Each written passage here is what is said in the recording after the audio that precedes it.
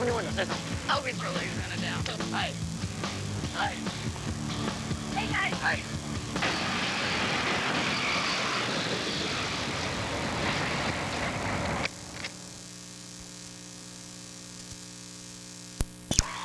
Good evening, football fans, and welcome to the AT&T Game of the Week.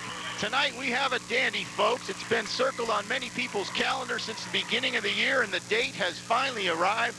SLV Watsonville for league supremacy and bragging rights.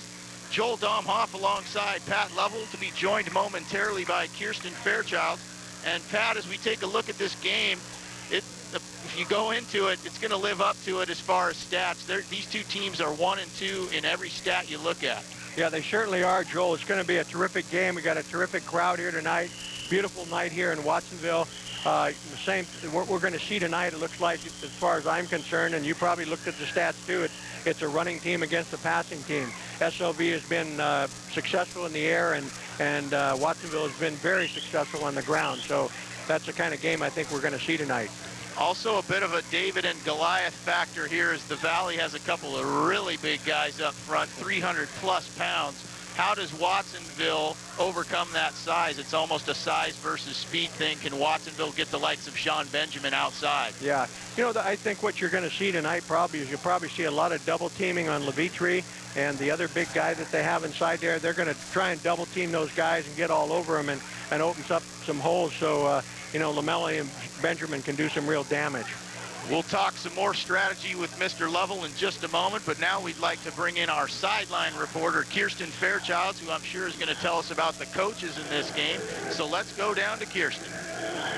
Thank you very much, Joel and Pat. I spoke with both coaches before the game. Both SLV coach Doug Morris and Watsonville coach Sean Tenenbaum believe this game is going to be won up front at the line of scrimmage. Coach Morris pointed out that because Watsonville's line is a little smaller, a little quicker, and plays a little closer to the ground than SLV, it is imperative that the big men of the Cougars play low tonight. Of course, Coach Morris pointed out that SLV is concerned with Watsonville running back the star, Sean Benjamin. What a story he's been, only a junior. Has a great troop of running backs around him. But SLV Coach Morris, he said they can't be focused on one person. They also cannot be caught up in the excitement of this game. SLV needs to stick to their game plan to come out with an outright championship here tonight. Now, as you two both know, the last time Watsonville won a league championship was in 1994. However, Watsonville coach, current head coach Sean Tenenbaum, was a member of the coaching staff in 1995 when SCCAL won the league championship. Tenenbaum was the defensive coordinator. It should be a good one. They're still filing in for this game. Definitely the game of the week. Back up to you two. All right, Kirsten, thank you very much. And Pat, as we listen to what Kirsten talked about there, we've got the line there. We've got Benjamin as kind of the focus, but there are other backs in that Watsonville backfield, including the likes of Joel Lamelli and his brother Efren. So how does Tenenbaum get these other guys involved? Yeah, I think what he has to do here is, you know, it's got to be an all-out team effort. You know, as we saw last week, you know, last week's games, you look at the scores, the SLV Aptos game was a very close game, 14-3. Great defensive line play on both sides of the ball. Aptos really needs to be commended for their game against SLV.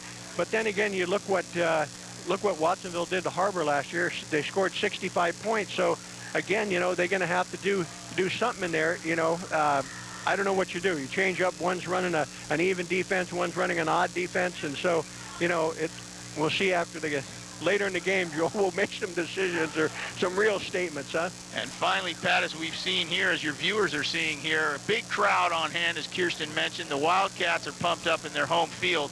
How do they avoid being too pumped up for this game? That's right. You know, you can leave it in the locker room a lot of times. You know, it's a big game.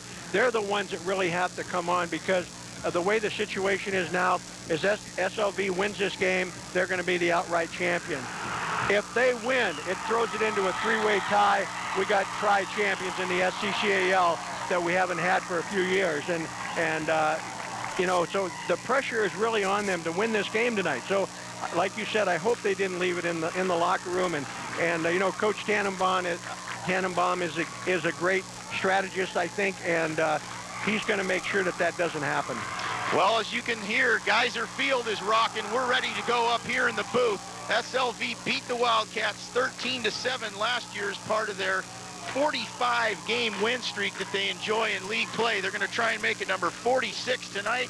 We've got a dandy on hand, folks. Back for the opening kickoff in just a moment for the AT&T Game of the Week.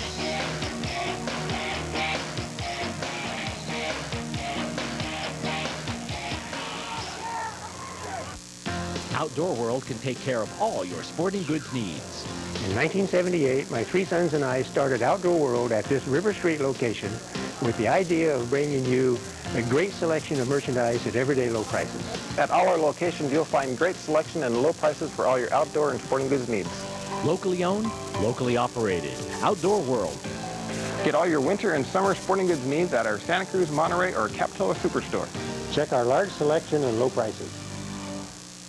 You know the Seacliff Inn in Aptos has 140 luxury rooms, banquet and conference facilities, but did you know that Severino's Restaurant and Lounge at the Seacliff Inn is one of Santa Cruz County's hottest spots, serving breakfast, lunch, dinner, and Sunday brunch. And if that's not enough, we also have evening entertainment open every day of the year. Severino's, located at the Seacliff Inn off Scenic Highway 1 at the Seacliff Beach exit in Aptos. You should know that Scarborough Lumber is one of the oldest and most community-oriented businesses in our region. From Pop Warner to the new Scotts Valley Falcons to the San Lorenzo Valley Cougars and Cabrillo College, Scarborough is there providing resources and support.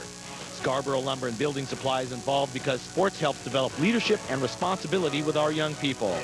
From their garden store to lumber to hardware to building supplies, Scarborough Lumber and Building Supplies, working to make our community stronger and better. Jerry's back. Yes, Jerry Sports is back in business. So let's play Find Jerry Sports. We'll start at the old store. Head south to 41st Avenue on SoCal Avenue. Turn right before the bridge that takes you to SoCal Drive. Do not go over the bridge. Go past Staples on SoCal Avenue frontage road. Then go 7/10 of a mile. We're right next to All American Motorcycles. Sorry, Jerry probably won't be outside waving you down, though. Come in and see our great selection of shoes and sporting goods today. Jerry's back.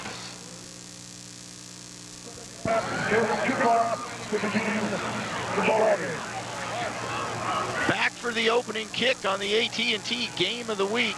Joel Domhoff alongside Pat Lovell after a very nice rendition of the national anthem by the Wildcats band. We're ready for football.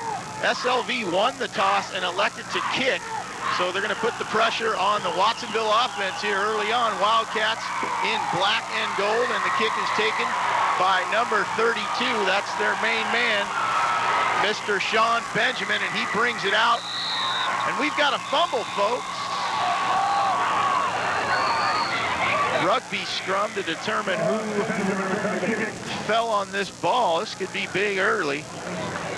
And the Wildcats maintain possession, so Benjamin puts it on the ground but gets away with it, so it'll be Watsonville ball. Yeah, I think it looked like he hit the ground for first, Joe, you know, before the ball came out. I think he was down. He hit a big pile up there, and then all of a sudden, I think the ball came out. He was already down on the turf. They're going to mark it at the 29, so the Wildcats in action, split backs in the backfield in the first play, and that time it's put on the ground, and that time the Valley recovered it. So Watsonville gets away with one fumble, but second time the charm for the Cougars. So they come into a hostile environment and get a quick turnover here. Yeah, boy, what a big play. What great field position the Cougars have right now. You know, what an opportunity so early in the game. It looked like it was the exchange from the center to the quarterback exchange was not real smooth that time. So here come the Cougars. SLV got the ball at the Watsonville 26, so we'll see if they can capitalize on this turnover. It's a pass, and they've got a man out there. It's number 11, and a juggling catch is made, brought down by Brian Davila. It'll be first and goal, Cougars. Boy, what a tremendous catch that was by Davila. You know, that ball bounced around in his hands. You see it in the replay. Christ Crystal lets it go. He jumps up in the air behind the defender. He pops it once, pops it twice, falls down with it right in his hands on his back. What a great play. Spectacular catch by Davila, the 6-foot senior. And the Cougars, just like that, looking to silence this crowd a bit. Just 24 seconds into the game, they've got it first and goal at the 1. And a penalty here before the play can begin. I believe Watsonville jumped early, so... Yeah, I think they got a little anxious on that play. Encroachment on the defense. It's half the distance. It's still first down. Quarterback for the Cougars is Mike Chrysler, number 8. He's the man who delivered that pass to Davila. Behind Chrysler, it's number 22. That's Jason Wells. And number 43, Zach Eckert. On a keeper, that's the quarterback, Chrysler. And it's a touchdown. Late signal, but he got it in. So 54 seconds into this game, the Cougars take a 6-0 lead. Well, one thing, Joel, a turnover can sure turn a game around in a hurry, can't it? I mean, it looked like, you know, a great offensive thing. You see here, Chrysler gets a snap. It looked like he almost fumbled the snap going into the end zone. I guess he fell on the ball, but it looked like the ball was loose there. But what a great break for the Cougars so early in the game. Waylon Prather, you'll hear that name a lot tonight, folks. He is a tight end, a linebacker, and a kicker for the Cougars. And again, Watsonville jumps off here, so before Prather can attempt to add a 7th point on the board. Encroachment, the defense, we'll go half the distance. Still 1 on time down. You know, Joe, we talked earlier about, you know, leaving it in the locker room in the field. You know, maybe the Wildcats, they need to settle down here. They need to settle down. They're just too wild here. Yeah. And we have another penalty. 2 fumbles with 2 possessions, and then 2 penalties here, Pat. So yeah, not good. You're right. Could be jitters. We have an illegal snap on the offense. It's a 5-yard penalty. Still an untimed down for the try. Well, we're going back and forth here. At some point, Prather will get a chance to make it 7-0. We're just not sure when. Yeah. Yeah, he if he's on tonight and he's kicking, boy, I tell you, he can really root that ball. Well, this will be a 25-yard point after attempt, so not the normal distance. Kick is up, though, and wow, that would have been good from 40 yards at least. Yeah, so Prather gives the Cougars a 7-0 lead. Yeah, that was a nice kick. The whole thing was a good snap, good placement, and, you know, he's got a great leg.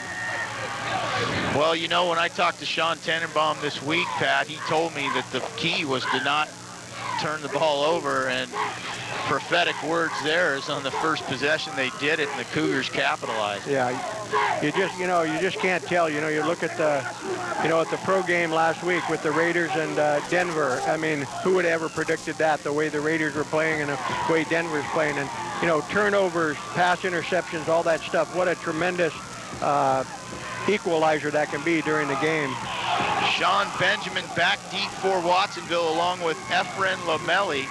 So we'll see if either one of those two can put a good return on this one and get Watsonville back in it. They face a 7-0 deficit very early on here. Prather will kick off, and here come the Cougars. Low kick that will bounce to Lamelli at about the 7. Goes straight up the gut with it, breaks free. 40, 45, up to midfield, refusing to go down. Efren Lamelli gets it into Cougar territory, just what the Watsonville Wildcats needed. They must have just awoken the sleeping giant, huh? I mean, there was some great hits. That initial hit on there, you see on the replay coming down in the field here, the wedge formed right here. You see there's a tremendous hit here in the middle, and somehow Lamelli squirts right through there. Here he comes, missed tackle there. And boy, he turns on the afterburners there. He's got great field position. Watsonville sprints to the line. They give to Benjamin up the middle. Little to no gain there, perhaps a couple. So it'll be 2nd and long for Watsonville. On that tackle was Andy Levitri, the 6'3", 340-pound junior, and he's going to be somebody to be reckoned with tonight. Is that right, Pat? Are you supposed to be 6'3", 340 in high school? That just boggles my mind. Yeah, well, they recruited him from somewhere. Benjamin up the gut again, and again, no room. The Cougar wall was there, and Watsonville, 2 carries, 3 yards. Also in on that tackle, here you see on the replay is Zach Eckert. Great effort here by their linebackers are very, very active along with that front. You know, as we said before, they have a great defensive front, and you know they are the second in defense in the league, and they're first in offense. So the Cougars have a lot. They just flip-flop position. 3rd and long now, man in motion for Watsonville. Joel Hawley, and they give it to him. Actually, that's Lamelli. Beg your pardon, thought it was an 8. It's a 6. And he'll be real close to a first down. You know, ball at about the 38. You know, that's something you see here on the replay, that flat pass. You got to make sure the guy catches that, because that ball is going backwards. It's a live ball. It becomes a lateral on that thing. One thing we weren't sure we'd see much tonight with the Wildcats passing has not been very good this season, or they just haven't done it because they've got great running backs. 4th and short, they go for it. That's Lamelli, left side, breaks free into the secondary of the Valley. It's a first down, Wildcats. 4th and 1, Coach Tannenbaum goes for it, and the gamble pays off. Lamelli's looking good here earlier in the game. He seems to be their game breaker right now. He's gotten himself loose there on a couple plays. He looked very, very strong, very quick. Perhaps the Cougars so focused on Sean Benjamin, and understandably so. He's far and away the league leader in every rushing category, but perhaps that allows Lamelli to kind of quietly creep in there and do some damage. Again, it's Lamelli, but this time he's brought down by a host of Cougars. It'll be 2nd and long as they lost a few there. Yeah, they had that one sniffed out pretty well, I would say.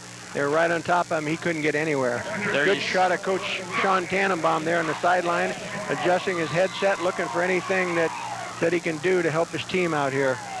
He told me this week, Pat, that the Cougars defense was very aggressive, and he hoped to capitalize on that aggressiveness. We saw that swing pass as we've got a penalty here.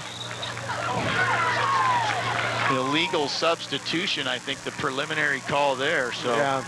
The jitters perhaps still showing for Watsonville. I saw number 2 run in there. I don't know what. We have a dead ball. Illegal substitution on the offense. It's still 2nd down. So 2nd and 10 becomes 2nd and 15. Ball just inside the 30 of the Valley. 3.5 gone by here from Geyser Field. Truly the game of the week, folks. 9-0 SLV, 8-1 Watsonville. Man in motion, Lamelli. Gives to the outback, Benjamin, and he got drilled. Number 66 of the Cougars, one of the first to hit him, Eric Swanson. And Benjamin perhaps got a yard, but he felt every yard of it. Yeah, Swanson and Levitri in there. Here you see on the replay, he comes up there, tries to run to 66, sheds that first blocker. He hits him 68 on the bottom, 66 on top. Those two guys are tough inside there.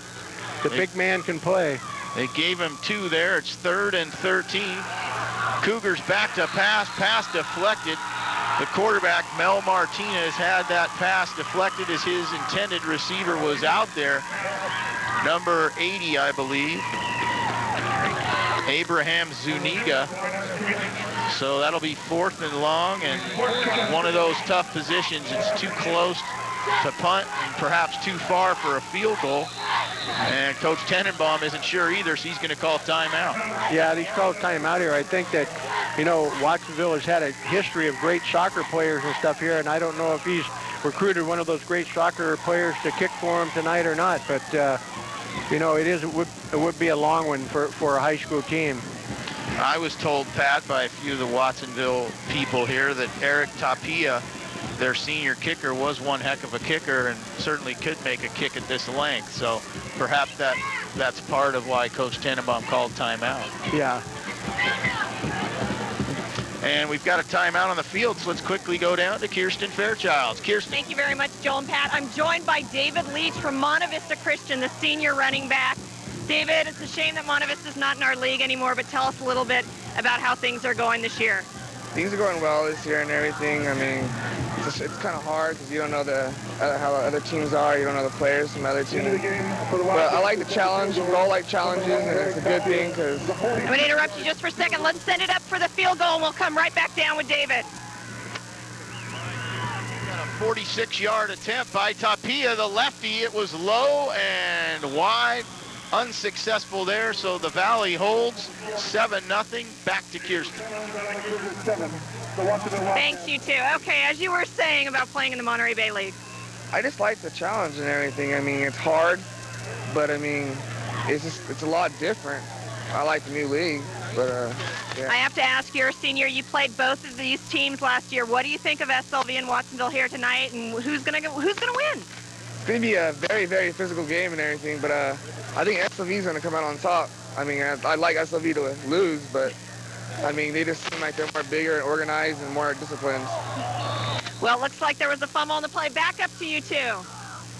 All right, Kirsten, indeed there was a fumble. The Cougars recovered it. Their running back, number 22, Jason Wells, couldn't quite get the handoff from number 8 there, the quarterback Chrysler, and here's the...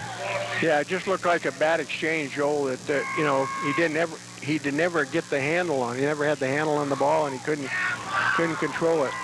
Loss of 2 on the play. 2nd and 12 now. Ball at the 18-yard line. San Lorenzo Valley with a 7-0 lead. Out pattern to number 81. That's incomplete. Intended receiver Ryan Crow. So that'll be 3rd and long for the Valley. And Pat, I want to go back to that missed field goal. A lot of fans out there know that in the pro game now, if you miss a field goal, you get the ball from the spot of the kick. But here it's at the line of scrimmage.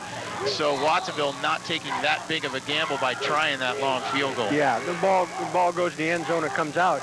But if the ball were to miss and roll out of bounds, you know, inside the 10-yard line or wherever, that's where you take the ball at. It's just like any other kick. 3rd and long for San Lorenzo Valley, and they give on a running play in a passing situation. That's number 11, Brian Davila. Not quite enough for a first down, but he'll give his punter a bit more room to work with. Again, it looked like the ball popped out on that play. You know, I don't know what it is. If that ball's wet tonight, there's a lot of moisture on it. You see the play here. See him take the handoff right here, break to the outside. It looks like he's going to really pick up some yards here.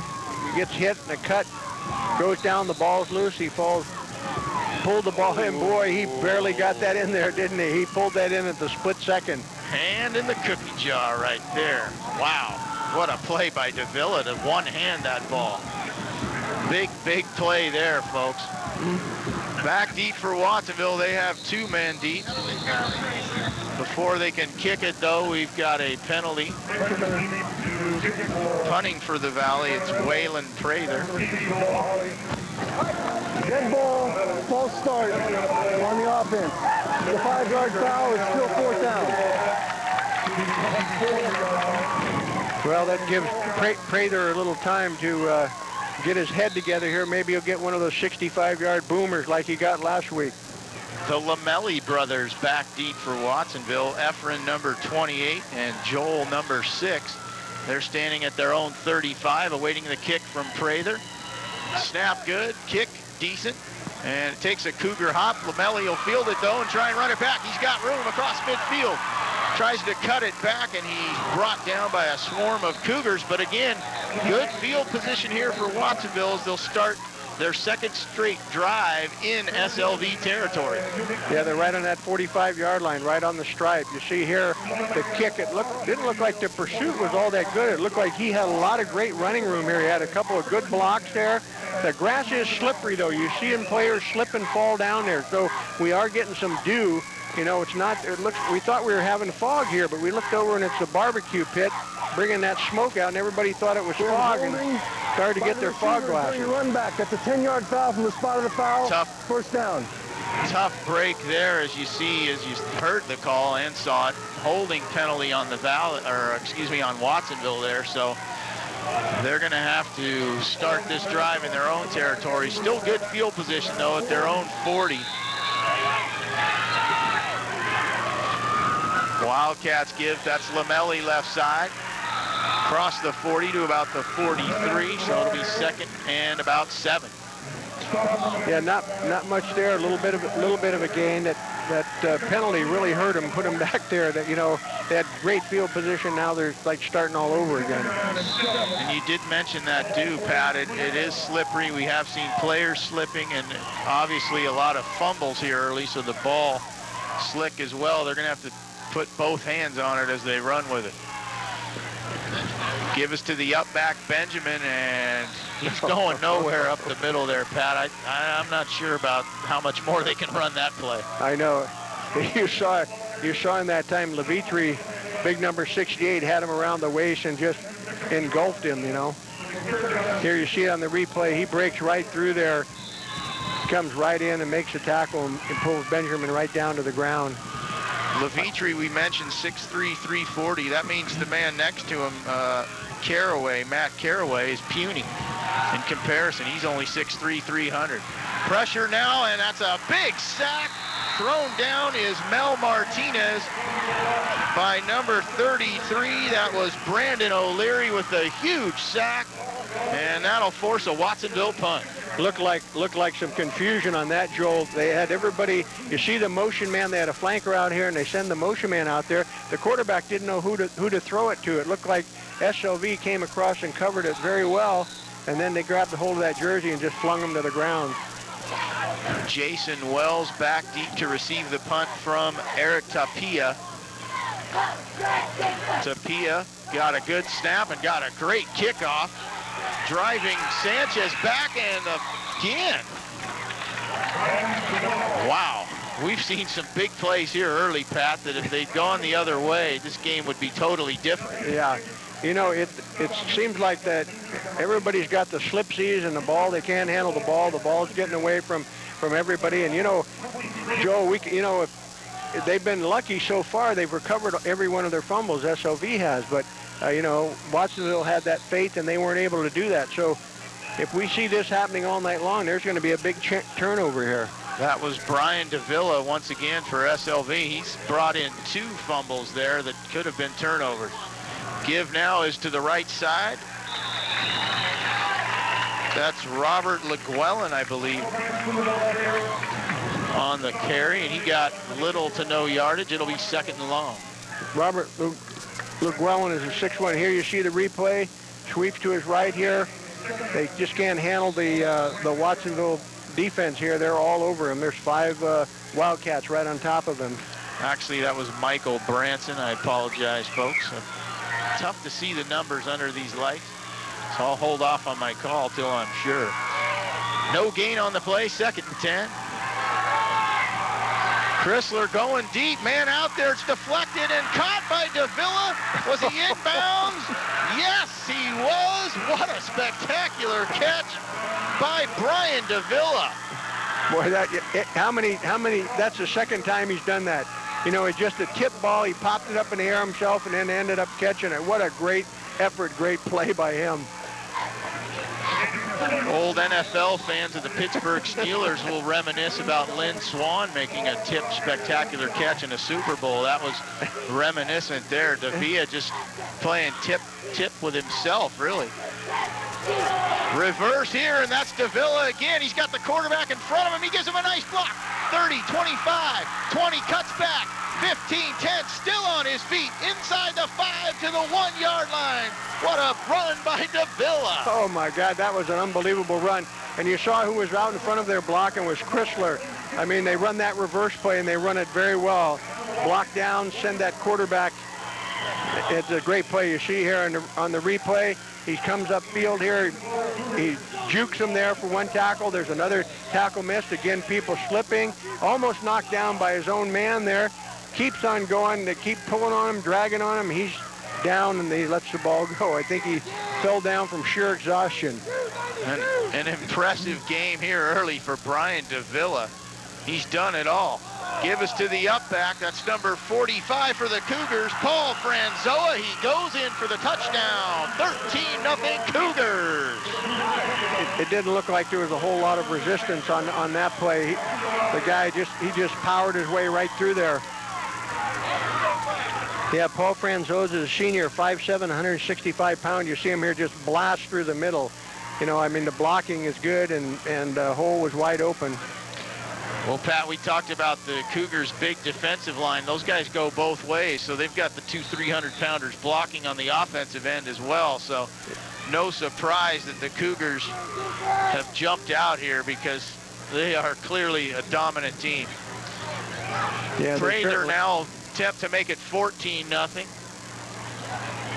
Low snap, but handled, and the kick is good. So a nice job by the quarterback, Mike Chrysler, in handling that low snap and getting it down for Prather. So 2:53 to go first quarter, and the Cougars are showing why they've won 45 straight SCCAL games. Yeah, right now they're making a statement on this particular, this quarter anyway. They're really showing people who they are, and they've gotten a couple breaks, but they've made some just tremendous plays. 2:53 to go here in a first quarter that has quieted this Geyser Field crowd considerably. You know, I've never seen this many people before. You look in the end zone, they have special seats. Yeah, Pat, they've got fans there in the stands. They've got fans in the end zone down here, as you said, special seating down there. The barbecue is on fire. News crews from local channels are here as well. The bands, the cheerleaders, it's a great atmosphere. We're not supposed to root up here, but I'd like to see Watsonville keep it close just to build the excitement that this crowd, the crowd I know would love to see it. Yeah, we saw that last week in the 49er game. If you remember that second half, how everybody was just dead, and then when it got close to, the other team scoring, boy, those fans fired up. So, if they can keep it close, it'd be great. Benjamin and Lamelli, again, the two deep backs for Watsonville. They've had a couple nice returns the last few times. We'll see if they can duplicate it. Another low squibber, and it squirts through the legs of one and finally ends up in Lamelli's hands. Or is that Benjamin? Tough to see, but either way, he got swarmed down, and the Cougars are fired up. Boy, it looked like there was about 9 of them on that particular tackle. I mean, they were all over him. I think it was number 30 that held him up there. Robert Husak, I think, had a hold of him, and he didn't let go, and here come the rest of the Cougars and just buried him. Here you see the kickoff. The first man misses it, goes through his legs here. The next man up, I think is that Benjamin, picks up the ball and tries to run. He's hit there by number 30, and it's all over from there. Up the middle, that's Lamelli on the carry. 1st and 10 that play, and they started at their own 17. It was tough to see Lamelli's number on that kickoff because there was a sea of white surrounding him. How can you tell who's got the ball under that deluge? He looked like the swirling dervish out there pulling that guy around in the circle. Lamelli got 5, 2nd and 5. Penalty on the play as they go up the middle. That's Lamelli, I believe, again. We'll see what the penalty is, but an impressive run early by Efren Lamelli. We'll see if it holds up. Preliminary indication they'll bring it back. Unfortunate call here. We talked about it already. Turnovers and penalties. Yeah. What Coach Tenenbaum wanted to avoid. He hasn't been able to do that thus far. Yeah, evidently there was some action. We'll hear. We have an illegal shift on the offense. That's 5 yards from the previous spot. We're going to repeat 2nd down. Our official tonight is Rudy Berchtold, former Stanford player. One of our outstanding officials. You see here in the replay, nice run here by Lamelli. It looks like he's going to really go. He's got offense out there in front of him. Number 69, Bobby George, the center. He's a 5'9", 245-pound junior. We're back where we started, folks. 2nd and 10, the situation, but that Wildcat jitters that we've talked about continue. False start on the offense. This 5-yard penalty is still 2nd down. And you know, Pat, I don't know if this is necessarily jitters or these guys are maybe trying to get a quick jump on those big guys of SLV, trying to get off the ball a half step quick, and it's costing them, but you can't really blame them given the size differential. Yeah, that could very well be. They could want to get off because one thing about Watsonville that they really do well is they get up, they get in the huddle, they get up on the ball, and they go. There's not a lot of wasted time there. Benjamin up the middle that time on the 2nd and 15 play, and he got only about 3, so it'll be 3rd and 12 as we wind towards a minute and a half to go first quarter. The play on the replay here. hands the ball to Benjamin. Benjamin tries to get through there. And here comes Zach Eckert, got him right around the legs and just, pulls him to the ground. Nice tackle there. See what the Wildcats do here on 3rd and long. Looking to throw. They got a man out there. It's complete. Number 8, Joel Hawley on the reception. Not enough for a first down, but we'll give the punter some room here as we go inside a minute first quarter. Yeah, this is a dangerous situation right here. You're giving the Cougars some room to run here. He can let the ball roll if he can't handle it. You see here in the replay, he fires the pass right there. Nice catch. He's got a host of tacklers there. Number 42, Robert LeGuellin, was right on top of him there making the tackle. Matt Hargis, the quarterback on that play, threw a nice ball there on the out pattern, replacing Martinez. High kick. The Cougars will let it bounce. And usually you say it takes a Cougar roll or a Wildcat roll. That one just went sideways. It didn't really benefit anybody. That's unusual for that one. But from the Watsonville perspective, it's good to keep it out of the hands of Davila. He was the man back deep for SLV. They already lead 14-0. 26 seconds to go, first quarter. SLV will have it at their own 48. On the offense. That's declined. It's going to be white ball, first down.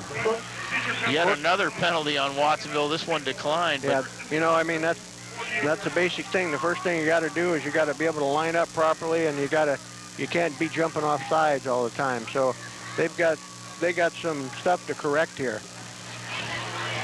Well, SLV, folks, as we've told you, 45 straight league wins, 9-0 this year overall, seeking their 7th straight league title here tonight.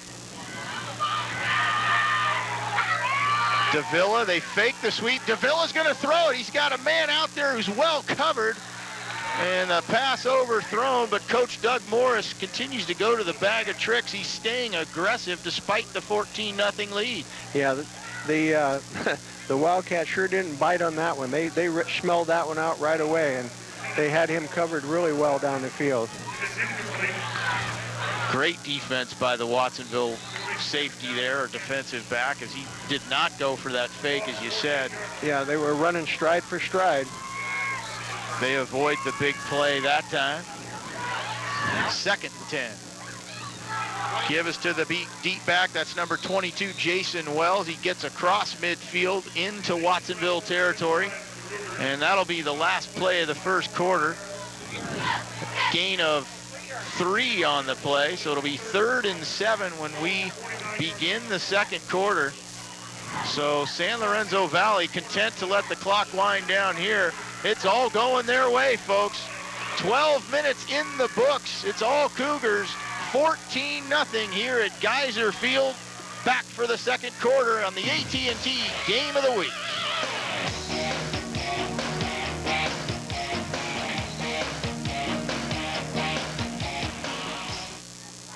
Santa Cruz Nissan Dodge Volkswagen, the Superstore used vehicle outlet, has the biggest and best selection of used vehicles in the area. All of our vehicles are fully inspected and certified and come with a limited powertrain warranty. We are so confident in our vehicles that we offer you a 3-day exchange period. So come by and see for yourself why we have been voted the best place to buy a car for 3 consecutive years. The Superstore used vehicle outlet. Easy to get to, easy to do business with. Santa Cruz County's #1 workout and health facility is now 29 and doing better than ever. I've been coming here for 14 years. The Spa Fitness is getting better and better and better.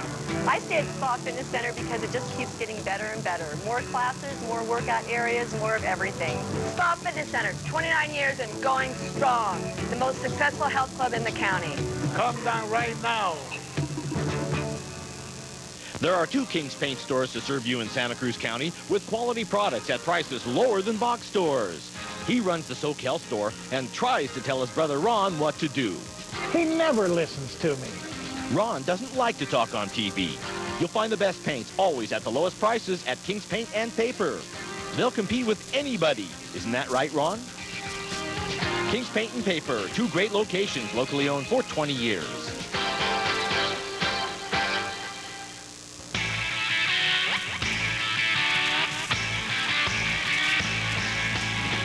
Come join the party as Whiting Foods on the Boardwalk celebrates 50 years of family, fun, food, and great jobs for students and athletes. Hook up with our team and meet new friends. Enjoy your work and check out the flexible schedules. Stop in today and make the team. Whiting's Foods on the Boardwalk, celebrating 50 years as the league leader in employment for students and athletes. Hey, join the team. Back for the second quarter on the AT&T Game of the Week. A Cougar first quarter. And they've got the ball to open the second, 3rd and 7, just across midfield. They set up the screen, number 22, Wells. He's got blockers in front of him, first down and more. Still on his feet as he gets inside the 35. So a big play to open the second quarter for SLV. Boy, that was really a nice run play on that. They set that up beautiful. They let the guy go. You see Chrysler dropping back here to throw the ball. You see number 22, Jason Wells out there, picks that pass off. Got 2 blockers out in front of him, number 67 and 72. And they split those defenders out there, and he just follows his interference down until he's hit and taken down by number 44, I think it is, for the Wildcats. Ball marked down at the 33, 1st and 10. I formation, deep man as Wells. Got a man in front of him. Across the 30 to about the 26, so a nice gain on first down. Will be 2nd and short. That was a nice play that they ran on that. He got a lot of yardage on that just by, he got a great block right there. On the replay here, you see him takes down a great hit there by number... Eckert, the fullback there, blocked one man, and you saw him try and go after a second. That was an impressive piece of blocking by the big fullback, Zach Eckert. They gave him 6. It's 2nd and 4 at the 27. Give now is to Eckert up the middle. He bulldozes his way across the 20, close to the 15. Impressive running, impressive blocking up front. SLV dominant in every fashion of the game. Yeah, they're certainly pushing the Wildcats around here. He's got, those big linemen. You see him here, the handoff here. Cross buck on that thing to Eckert, and here comes Eckert up. You see that great blocking, and he just powers his way through. We got about 5 or 6 Wildcats on top of him there. They're certainly showing some horsepower here early. Eckert, a senior, listed at 6 feet, 203 pounds, but he may as well have been 403 the way he bowled his way through that one. Give now is to Davila. He goes left side, tries to get outside, can't quite turn the corner. He did get some good yardage, though. 2nd and short upcoming. Nice run there by Davila. You see him there. He goes to the outside here. He takes the ball on the handoff here. You watch him. He'll juke the guy inside, and then he tries to get outside to get around the corner, and he just couldn't quite make it, and pulled down by one of the Wildcats. Davila reached the 10 of Watsonville, setting up a 2nd and 2. 2 minutes gone by, second quarter. Cougars seeking to add to a 14-0 lead. Man in motion is Wells. And the ball again put on the ground. I believe that was Eckert, but he recovered his own. It was indeed big number 43, so little to no gain there. It'll be 3rd down. That was just a straight drop ball right there. He didn't have the handle on it at all. You see it pop right out of his arms, and he drops right down on top of it. He's lucky it ended up where it did. Did you see in the paper this week about those guys who put the grease on their uniforms? Yeah. Pam. Perhaps that's going on here. Who knows? A lot of fumbles early. Yeah, they came up to him and said, "Hey, Pam." They thought they were talking about their girlfriends. 3rd and 1 now. Again, it's Eckert up the middle on a bull rush, and he'll have to use all of that strength to get a first down there, as the Wildcat defense was right on it. It'll depend on the spot. Yeah, that was a stone wall that time, I'll tell you. They stopped them cold on that play. You see all the Wildcats are in there, that defensive front. And the Cougars just couldn't get through there. And indeed, Watsonville stopped them, so it's 4th and short. We'll see what Coach Morris decides to do. Showing confidence in his offense, it looks like he'll go for it. It might be the triple reverse field goal. Chrysler has Davila, and Eckert puts Wells in motion. Perhaps trying to draw him off sides, and that was the plan. Watsonville didn't bite, though, And timeout called now by SLV. Yeah, they had a couple flinches there, but they didn't have anybody into the zone. They were lucky on that one. While we have the timeout here on the field pad, will allow us to thank our sponsors who helped make this game possible. First, Scarborough Lumber and Building Supplies, to Whiting's Foods on the boardwalk, the Spa Fitness Centers, King's Paint and Wallpaper, Aldo's Restaurant, Seacliff Inn Best Western, to Bailey Properties, and special thanks to our 3 newest sponsors this year, Outdoor World, Santa Cruz Nissan, and Jerry Sports. Thank you one and all for helping make this possible. We're at Geyser Field, folks. 14-0 the score. 8:21 to go first half, and the Cougars have a decision here upcoming. It's 4th and 1. Ball at the 9 of Watsonville. And they're going to go for it out of the timeout. First they tried to draw them off sides. Now it looks like they may try and get about the half yard they need. Give us to Eckert, and he'll easily get it across the 5. He bull rushes his way all the way in. Touchdown, Zach Eckert. And the Valley continues to roll. That was an unbelievable play on that. Unbelievable play that he got through there. I don't know how he did that. He just kept powering. I think that they fooled him a little bit. You see the handoff here, it's just a straight dive play right up the middle.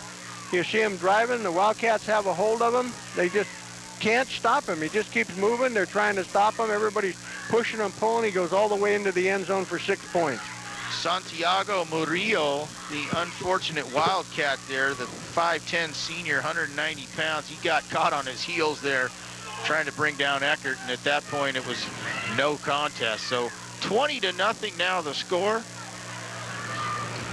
Cougars seek to make it 21, and they do. And another impressive kick off the foot of Waylon Prather. So 8:15 to go first half, and we hoped it would be close. We thought it would be close given the numbers we had seen, what had happened last year between these teams. All signs pointed to a close game, Pat, but early on it's been all SLV. Yeah, they certainly have shown dominance here in every way, shape, or form. You know, their kicking game, their passing game, everything's worked for them. They put a little extra effort into it.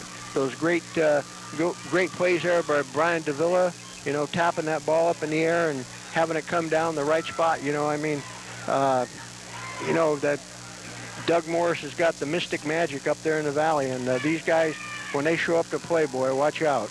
And the little things, too, the fumbles that are recovered or not recovered, as we've seen here in this first half. A couple that, had they gone the other way, may have changed it, although the way SLV has played, it seems almost inevitable the way they've dominated to this point. Yeah, those are such big plays. When you can recover your own fumbles, you're not losing them all over the place. And SLV has been extremely lucky in that area.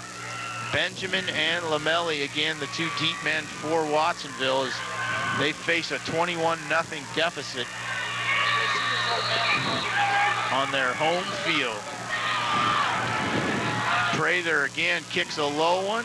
That'll go to Benjamin at about the 8. He's got a wall in front of him across the 20, tries to cut back, but a nice open field tackle by number 34. That was Dylan Ruskin hitting Benjamin low, and once you get his legs, he can't go anywhere. That's a picture-perfect tackle. You know, that's what the coach teaches you, and he certainly did it. A nice one on that play. That was a perfect tackle. Head right where it should be, the lift, and take him down to the ground.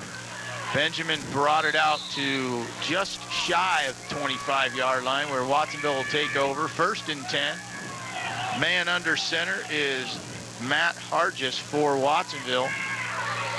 And give us to the left side again. It's tough to see who that was because of the sea of white was so quick to the ball. Little to no gain for the Watsonville runner. Yeah, Matt Hargis is a 5'10", 175-pound junior.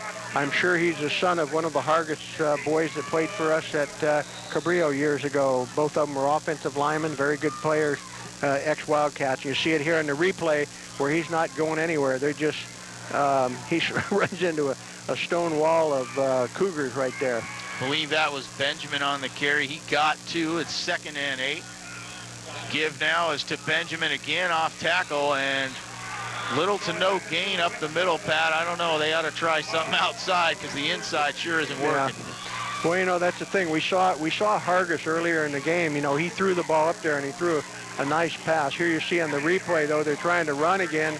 And, I mean, just all the Cougars are there all over him. And maybe Coach Tannenbaum has to put the ball up in the air to get anywhere. It certainly doesn't look like they're getting much on the running game. Joel Hawley checks in for Watsonville. He made a nice reception in the last possession. And again, it's Hargis under center. He showed a nice arm last time. They're going to go up the middle, though, again. So staying on the ground are the Wildcats. Not a big surprise if you look at their numbers. They've only had 120 passing yards. That's right, folks, 120 passing yards the entire season. So they're facing a big deficit, a 3rd and long play. You figured they'd pass, but they went to the run, and now they're going to punt. It reminds you of that old yell, stone wall, boom, boom, stone wall, boom, boom. They're not going anywhere there in the middle. Tapia back to punt. The lefty gets off a nice high kick, a fair catch. Signal for by DeVille. He bobbled it, but again comes down with it. So SLV is not only good, but they're getting the breaks. My God, they're absolutely magic out there, the way they've lost the ball and been able to maintain it. I just can't believe it. I've never seen, you know, in most recent years, anybody that has had such great luck of recovering their own fumbles or their own muffs every time. That's unbelievable. Well, the old adage is that if you're good, you get the breaks. That's right. I'm not sure if I always believed it, but my mind is slowly being changed by what I'm seeing tonight. Ball at the 43, 44 we'll call it, of SLV. 1st and 10, 6:07 to go first half. And it looks like, no, it's a fake reverse. Keeping it is Michael Branson around the left side, but the Wildcat D was there. Little to no gain. It'll be 2nd and long. In that last play, they took out Levitri and put in a sub for him, and but they ran away from that time. You see him run the. It looks like they're running the sweep here to the outside. He tries to cut up in there, but I mean the nice lateral drop there by one of the Wildcats. Beautiful wrestling move there. Took him right to his back. Looked like Javier Ayala, the senior, on a nice tackle there in the open field. 2nd and long. Chrysler looking right side. Got a man out there. Pass a bit too far. Intended for John Bridges. No, number 30. I thought it was 80. Sorry about that. It was Robert Hausek, the intended receiver. So it'll be 3rd and long. Looks like he was running open on that. You'll see here on the replay, comes across the formation and looks like he's breaking out there, and he's clear, but the ball's thrown just a little bit too far for him. He didn't quite get there. 3rd and 9 upcoming, and from the Wildcats' perspective, they need a stop right here, folks. 5:22 to go first half. They trail by 21. Chrysler fakes the draw. He's still got it. Goes over the middle. Had a man open, overthrown. Diving attempt for an interception made by number 40. That was Santiago Murillo. Intended receiver for the Valley. That was big Waylon Prather, and the pass just a bit high. You see he drops back here. He fakes the draw play here, and that kind of just holds everybody. You see him bite on the fake, throws the pass to Prather here, and it's just a little bit too high. And we've got an injured Cougar on the field here, so play has been stopped momentarily. 5:17 to go first half. And we'll be right back right after this.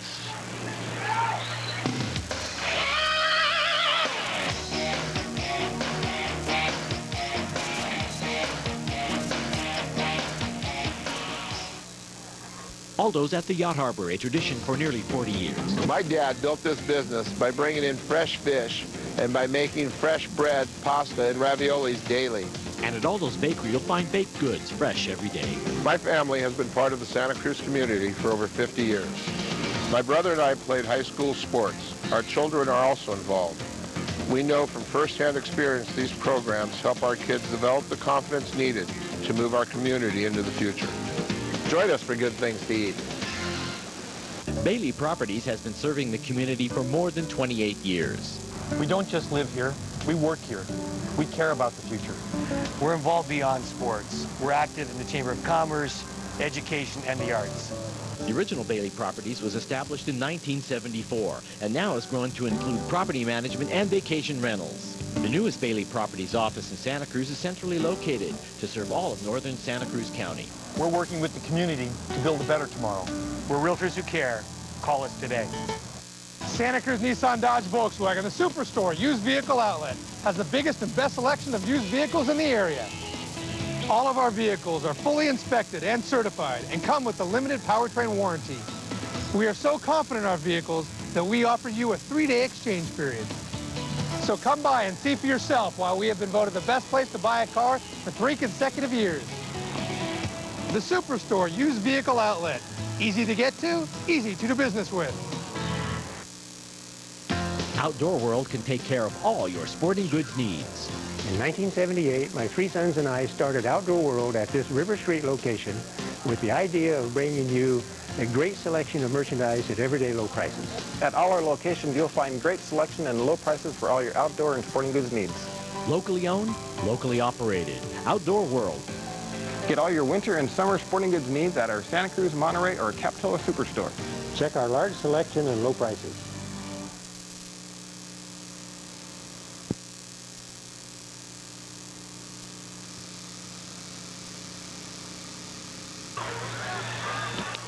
And big Matt Caraway, number 72 for the Cougars, being helped off the field. Caraway, one of those big horses up front, as we told you about, 6'3", 300, the senior.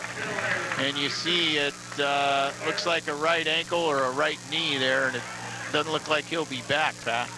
No, it doesn't. That's going to be a big loss for the Cougars, I think, here, losing him. You know, he's a big guy. You know, he's a senior, and that's a real shame that that happened to him.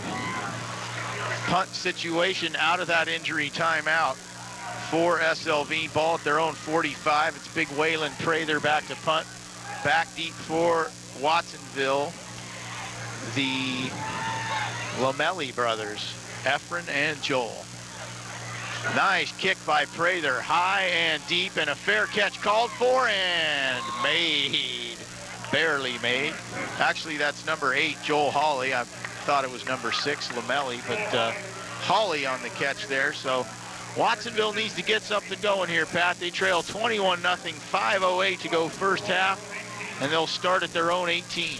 Yeah, they really didn't have it. They don't have any good field position to do anything here recently, so they're starting back there again, you know, drop the ball on the punt, you know, all those things, they start catching up with you after a while. So the Wildcats have to hang on to that ball. The one pass that Hargis threw in this game was impressive to me. I'd like to see him try some more. Up the middle, the Wildcats go. They refuse to try something else. They're going to keep pounding it right up the middle. Benjamin that time got some yardage. He got 6 actually, so a nice gain on first down. Yeah, you see on the replay here, the handoff to him, and boy, that hole closes up again. Who's Robert Llewellyn and Zach Eckert, those 2 guys are having a field day out here tonight. Those guys are great. Those linebackers are terrific. Well, with Caraway out of there, perhaps the middle will be a bit more open. Hargis now on the keeper, goes left side, has room across the 40. First down, Watsonville. You know, I think that might have been a broken play on that, Joel. It looked like Hargis was trying to hand the ball off here. I don't know if it was a fake. He rode him in there, but the defensive end, you see him slip and fall there on the ground, so it left it wide open for him to get out there. Again, that field is pretty slippery, and they're, you know, slipping all over the place. I'm going to give Hargis credit. I think that was a nice, well-executed play on the fake. Give left side now. Lamelli refuses to go down, keeps his balance, fights his way up near the 45, so the fight is still in the Wildcats. If they're not winning on the scoreboard, it doesn't matter to them. They're playing as if it was 0-0. That's right. They haven't let down at all. These guys are fighters. You see here on the replay here, Hargis handing the ball off, and he gets around the corner and turns up, goes down on his hand and maintains his position there and is wrestled down to the ground by a host of the Cougars. The He's still pulling him and dragging him, and down he goes to the ground. the future of Watsonville football in good hands with Efren Lamelli and Sean Benjamin, the two running backs you've seen featured here tonight. They're both just juniors. Benjamin now up the middle, tries to fight his way towards midfield. He got about 3, so it'll bring up 3rd and short as we wind towards 3:10 to go, first half. Yeah, Coach, here's a replay on this here. You see him hand the ball right up the middle, trying to juke from side to side, but somebody traps him right away. One of the Cougars has him around the legs, and he's not going anywhere. That's one thing Watsonville High School has to look forward to. They have a tremendous amount of juniors on this team, you know, so you're going to see them battling for the championship next year also. Give is to number 6, and breaking free, that's Joel Lamelli. Brought down by the last man who could save a touchdown, but not before Lamelli gets a huge gain. First down, Watsonville in SLV territory. That looked like some type of a counter play here. You see him turn, fake the ball one way. He comes back to the inside, like a crossbuck back to the inside, and he's running wide open free. And the safety, number 18 there, makes a nice tackle on him. Danny Bythaway, a senior, 5'10", 160-pound senior, makes a tackle on that with help from Brian Davila. 2:30 to go, first half. Ball at the Cougars 32. Give is to Lamelli on the right side. He's got blockers in front of him. Lamelli close to another first down. Watsonville starting to move the chains. And it is a first down. Here you see him on the replay here. Takes a hand off the quarterback, and there he goes to get around that right end. Eckert misses him there. Somebody else has got him right around the legs, and they don't let go. They might have found a weakness now in that defense with the loss of Matt Caraway. They may have found a spot in there where they can run. 2:05 to go. The pitch is outside. That's Lamelli, I believe. Joel Lamelli that time. He's a senior. Inside 2 minutes to go. He got 7 yards, so Watsonville now at the 14 of SLV. Watsonville here, you see the replay. It's a quick toss. Back to the Watsonville man there, and he comes up the field. Tackle there. Gets a nice gain on that play, and they're threatening. Now it's Efren Lamelli.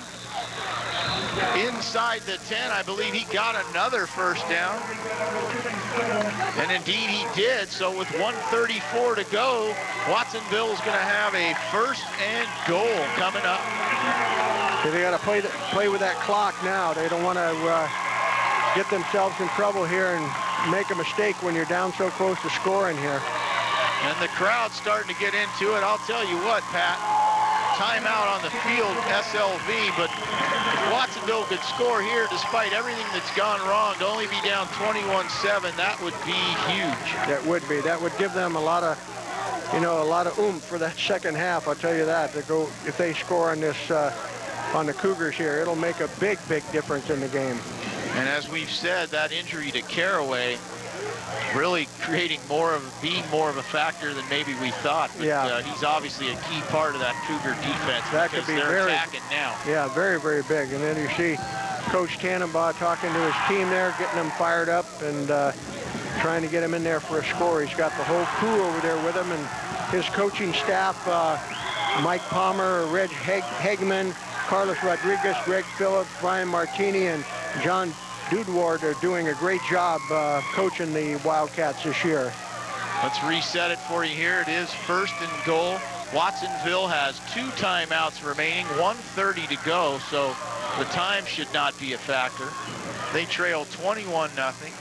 Ball just inside the 10 of SLV. And we'll see what Coach Tenenbaum has drawn up here out of the timeout. Split backs Benjamin and Lamelli, and it's a give the other way to, I believe, Joel Lamelli. And little to no gain there. It'll be second and goal. Yeah, the misdirection play here. They start to play one way, and you see Harger spin around there. You see him here fake the handoff going across one way, and then he turns and hands the ball back the inside to Lamelli there, and he goes down. Timeout now called by Watsonville, so they just have 1 remaining. No gain on the play, so second and goal from just inside the 10, 1:20 to go. And this timeout gives us a chance to thank our crew in the AT&T Game of the Week for helping make all this possible. Mark Ligon, our producer and director in the truck. John Pirelli, the video engineer. John Boucher on graphics. Woody Carroll, Kerry Rognaby, and Rick Yamada on camera. So thank you one and all for your work in making this Game of the Week possible. Beautiful night here at Geyser Field.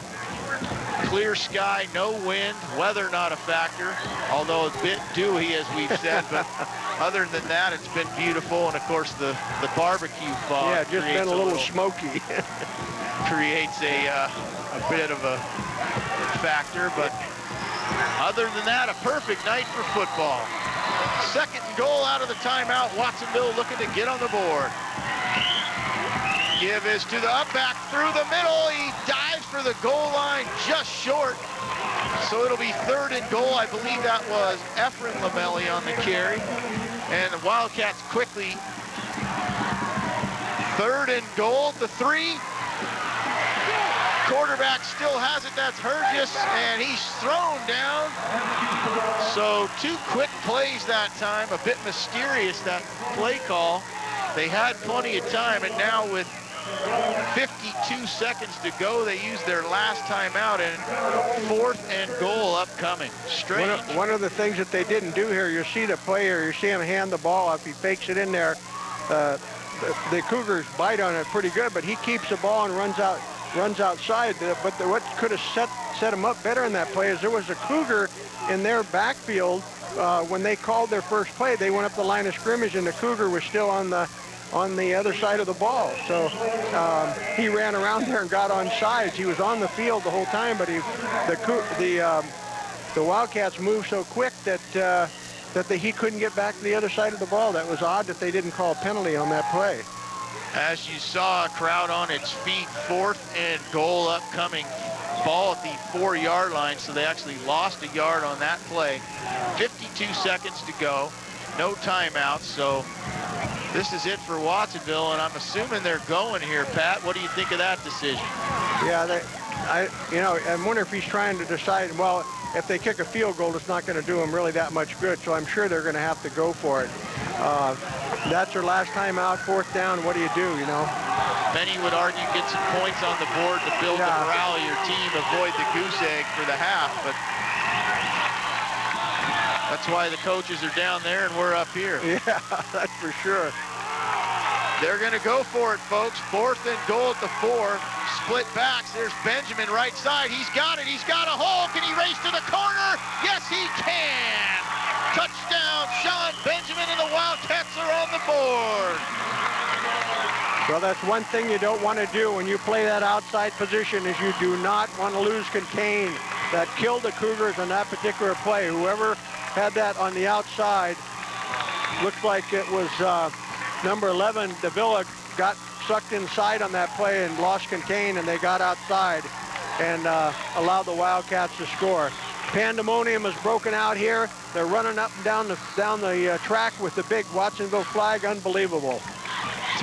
Topia in for the extra point, and the lefty boots it through with plenty of room to spare. So just before halftime, it's 47 seconds to go, 21-7, and a roughing the kicker penalty will be added on to this kickoff. So, and Pat, as I saw that last replay, the unsung hero there, David Ramirez of Watsonville, number 47, made that nice kick-out block to create that lane for Benjamin.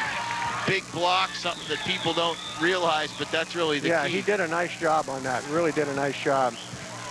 Again, it looked like they were slipping and sliding out there, too. Here's on the flat cut. Yeah, you see here. Look at this block by number 47. Yeah, Davila, you see Davila's already going down. Feet going out from underneath him. We have running into the kicker against the defense.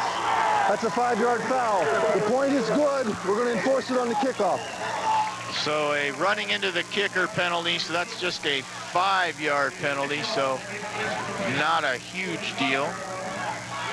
And as I said, 47 seconds to go. San Lorenzo Valley has one timeout, so we'll see if they decide to do something here. But you can see, folks, why Sean Benjamin is the league's all-time scoring leader for a single season. He broke Johnny Johnson's record this year and continued to add to his own record with that score. But the Cougars were lucky on that. Just before the kickoff, they have 12 men on the field. Wow, and that kick drilled and almost recovered by Watsonville, as that was a low missile off the foot of Topia. And that was a great job by the up back of the San Lorenzo Valley to come up with that thing. That was like a hard hit grounder to a shortstop. He's lucky he didn't bounce right back to him, you know. I mean, he stopped that thing. That thing was coming like a real missile on him. And I'm sure that wasn't what Coach Tenenbaum had thought would happen on that play now, because San Lorenzo Valley here, Pat, has the ball at their own 43, 46 seconds, one timeout. So obviously he wanted that to squirt past that first wall and get a little deeper. Yeah, we might see a couple of passes here at the end of the game. They may throw it up there for Hail Mary, see if they can get back in the bowl game. Chrysler, the quarterback for San Lorenzo Valley, and the Wildcats jump, number 60. Gilbert Razzo. We'll see if he was drawn offsides here as we get a indication momentarily from the referees. Here it is. Dead ball, encroachment, defense, 5-yard penalty, still first down. And again, mental mistakes, right? Yeah, the Wildcats are still a little anxious out there and cautioning themselves from some costly penalties. Ball now at the 48, so San Lorenzo Valley gets 5 yards without any time running off the clock. Chrysler now. 3 wide receivers and another man in the slot. He goes in motion. That's Prather. Chrysler pump fakes, and he's going to go down. A big sack. Number 66, Julian Sanchez for Watsonville. A big play for the Wildcat defense. He didn't have a chance to get that off at all. You know, number 66 came through there, was right on top of him. That pump fake didn't work at all. It came from the right side, and that might be where Caraway was playing on that left side. And it appears, Pat, as if Coach Doug Morris will be content to go to the locker room with this 14-point lead, as he did not use his timeout there, and with just 8 seconds to go, they run the full Eckert up the middle. So that's going to do it. The clock's going to wind down here. So interesting play calling there at the end, but Coach Morris content to go to the locker room. His Cougars have come into Geyser Field and put up 21 points. The halftime score, 21-7. And are we going to go to Kirsten Fairchild's, or are we? We are, I'm told. So I thought I saw her down there with a couple of guests. So we're going to go down now to Kirsten Fairchild's. Kirsten. Thank you very much, Joel and Pat. I'm joined by 2 alumnus from both SLV and Watsonville. To my right, it's Joel Hernandez, a 2001 graduate of Watsonville High. To my left, it's Nick Noche, 2001 graduate of SLV. These 2 play for Cabrillo College right now. Nick Noche, the starting quarterback. Joel Hernandez, the starting wide receiver. Let's start with you, Joel. You scored 4 touchdowns in a game earlier this season. That was a school record. You have 7 touchdowns in the year. It seems like this guy knows how to find you in a crowd. Yeah, he does. He's a great quarterback, and I like him very much. And he knows where to find me every time. When you play junior college ball with a lot of these high schools that you had rivalries with, what's it like? Well, during high school, I kind of didn't like Noche. He was just one of those guys where he was so good, and like people just didn't like him. And when we came to JC, we just put that aside, and we're teammates now. We're just like best friends. And you're watching this game here today, and I know Watsonville and SLV, it was supposed to be very close, and it's getting closer. What's it like playing San Lorenzo Valley? It's great because you always get a lot of fans, and it's also like your second rivalry, just like us as Aptos, and it's also SLV. And it's great to play them because you know everybody's going to put out everything on the line and just put everything 100%. Stay right with us. Okay, Nick Noche, you wore number 8 for SLV. You wore it well. Yeah. Now Mike Chrysler is wearing it, and he's got Brian Davila, number 11. I remember the days when it was Noche and Jordan back. What's it like watching those 2 out on the field today? Oh, it's a great thing. I mean, they're both great players. They show this SLV a lot of pride in the way they play, and it's a great thing. I don't quite say that they're better than us, but they're pretty close. So it's a good thing to watch them. Yeah. How's your season going, and what's it like having a receiver like Joel? It's fun, obviously. I mean, we're having an okay season. I mean, we also have Ryan Dugan and Kyle Sinnott, Albert Garcia, who also went to Watsonville, and we have a good core of receivers. I mean, Joel obviously is a very talented receiver also, so I mean, it's been pretty fun. Well, you two, good luck the rest of the year. I know you have bright futures in front of both of you. Here they are, SLV alum, Watsonville alum, now playing for Cabrillo College. We're going to take a short break with SLV leading 21-7. We'll come back for the third quarter right after this.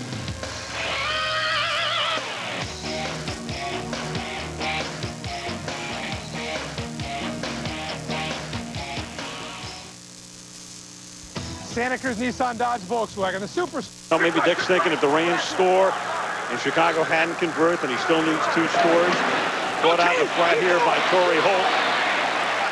And Holt goes to the 45-yard line. That's a first down. How'd the Rams feel at the half? Melissa, what do you know? Well, Al, in the first half, when Mark Bulger went into the locker room to get x-rays on his right index finger, the Rams, the doctors gave him a pain-killing injection. Mike Marks said that's why he was able to return. And Mark said he was so impressed with Bulger's performance when he came back in. He said he is great with that 2-minute offense. That is Mark. The one adjustment that he does want to make, special teams. He said we have got to clean that up. Pain-killing injection. You know what that does? That numbs your finger. You can't feel it. You would think. I mean, that's amazing that he has thrown as well as he's had since he's had the injury with a numb right finger. And didn't throw particularly well right there and threw it behind. Ricky Fowler may have been deflected. To serve you in Santa Cruz County with quality products at prices lower than box stores. He runs the SCCAL store and tries to tell his brother Ron what to do. He never listens to me. Ron doesn't like to talk on TV. You'll find the best paints always at the lowest prices at King's Paint and Paper. They'll compete with anybody. Isn't that right, Ron? King's Paint and Paper, 2 great locations, locally owned for 20 years.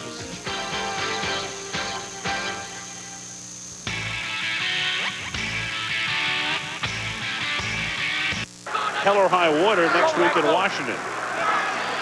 Mark said no questions asked. Conwell breaks the tackle. Brown thrusts him out of bounds, but not until Conwell gets to the 38 for a first down. 17-yard pickup.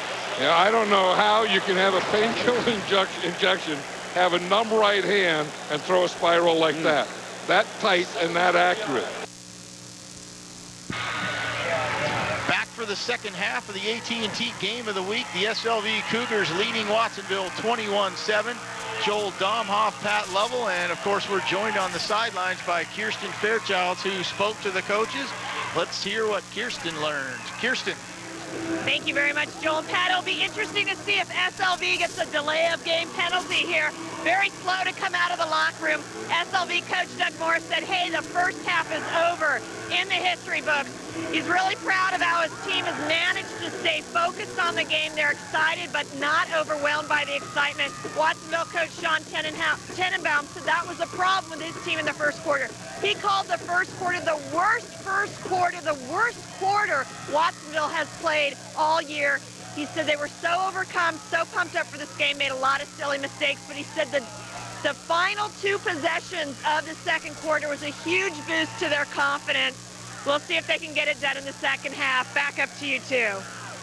All right, Kirsten, thank you very much. So, Pat, as we guessed, the Wildcats a little overamped to start this game on their home field, but perhaps that drive and score to end the half will change things here in the second. Yeah, I don't think they've really showed much yet, Joe. You know, Joel, they haven't, broken their big runner. It hasn't gotten away yet. I think we're liable to see that this second half. So it's going to depend here how the intensity changes here. And there's a good example of it right there. Nice sure tackle there by number 58.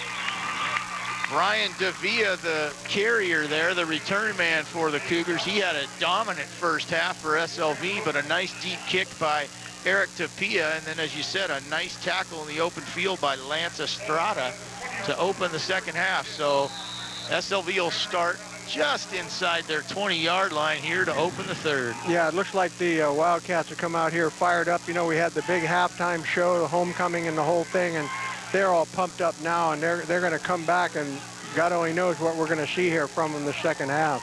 Mike Chrysler again under center for the Cougars, and they'll come out throwing on first down. They got a man wide open. That's the big man, Waylon Fraser, and he'll have plenty for the first down. So the tight end getting open for Chrysler, and a nice opening play for the Cougars. Yeah, you know, the first half they did not throw to Waylon that much, to Prather that much. You know, they just a couple times, maybe that they found something here that he can get away. He's a big guy. You know, he can leap up there in the air and take that ball away against the smaller Wildcats here. Well, if you take a look at the league stats, Prather with just 18 catches, but 7 have gone for touchdowns, so they know when to use him, and we'll see if they go to him in the red zone later on. But first they go to the deep back. That's number 41 for the Cougars, taking some punishment, but continuing forward. That's Michael Branson. Nice first down gain. It'll be second short. Yeah, just that straight dive play. He just blasts right up through there. You see the handoff here real quick, and he's got some running room there, and just absolutely runs over the tackler. The tackler hangs on to him there, did a nice job to maintain contact with him. The 5'8" senior Michael Branson got 7 yards there. It'll be second and 3, ball at the 41 of SLV as they look to take away the Wildcats' momentum that Watsonville took into the locker room. They trailed 21-0, but Benjamin made it 21-7. Again, it's Branson across the right side, across the 45, 47-yard line. First down, SLV. They're running behind those two big guys again. They're running behind Levitri there on that right side, doing a nice job of blocking, and they're just blowing the Wildcats back there off the line. A nice bit of running there by Michael Branson. Number 72, Matt Caraway, as you'll recall, limped off in the second quarter for SLV. 6'3", 300-pound senior, and his absence was perhaps felt to end the first half, but to open the second here, the Cougar line is dominating again. Davila now left side, tries to cut back. It's across midfield. And another nice first down gains, another second short upcoming. Yeah, that was a nice play by his part there. You saw him. He got hit right off the bat, and then he did a nice spin move on that. He took himself for probably another 2.5 to 3 yards on that play. Davila reached the 46 of Watsonville, so a 7-yard gain on first down. And these second shorts, it's a lot easier to run an offense second 3 as opposed to second 10. Boy, that's for sure. Chrysler now under center, split backs. He puts Davila in motion. Play fake, and he's looking down the middle. He's got Davila open, and he makes the catch inside the 25, and a late flag comes in, so they'll tack on some more yardage for a face mask. So SLV making a statement to open the second half as they made a similar statement to open the game. Yeah, you know, we thought really that the Wildcats would be the ones coming out here fired up, and boy, it looks like the Cougars are making their own breaks here now. They're fired up also. They're running hard, playing hard, and if they go in here to score, I don't know what's going to happen. You see here on the replay, the ball's going downfield here. Face mask on the defense. We're going to go half the distance to the goal. It'll be first down. So as you heard there, that was the face mask of the 15-yard variety. They actually, there you see it on the replay. So referees correctly ruling, I believe, that that was a personal foul, not just a 5-yard unintentional. Yeah, he really had a hold of it. First and 10 at the 12 for SLV. Give us to the deep back. That's number 41, Branson. And little to no gain that time, so it'll be second and long. And on that last play, Pat, Davila made that catch. He's averaging 25 yards a catch coming in, and we've seen why here tonight. He's made all sorts of catches. Yeah, that's amazing. Here you see on the replay, number 41, Michael Branson has nowhere to run at all. There's just a whole wall of mass of black and gold there waiting for him. No gain on the play, so it'll be second and 10, ball at the 12. 3 minutes gone by, third quarter from Geyser Field. Joel Domhoff, Pat Lovell, AT&T Game of the Week. Rolling out right side, that's Chrysler. He's got a man deep in the corner of the end zone, but he overthrows Ryan Crow, number 81. Nice. So it'll be 3rd and 10. Nice coverage that time by the Wildcats. You know, Chrysler had a hard time breaking to the outside there. He was covered well here, and you see him throw the ball upfield. It's just a little bit too far and over the receiver's head. Number 81, Ryan Crow, couldn't get the ball. Crow, a big target at 6'2", and he had the size advantage on the Watsonville defender that time, but unfortunately for the Cougars, Chrysler's throw a bit too tall, and it'll be 3rd and 10. Split backs behind Chrysler. Pump fakes the slant, throws the out. He's going out to Davila. What a catch by Davila. Touchdown, SLV. Took it away from the Watsonville defender.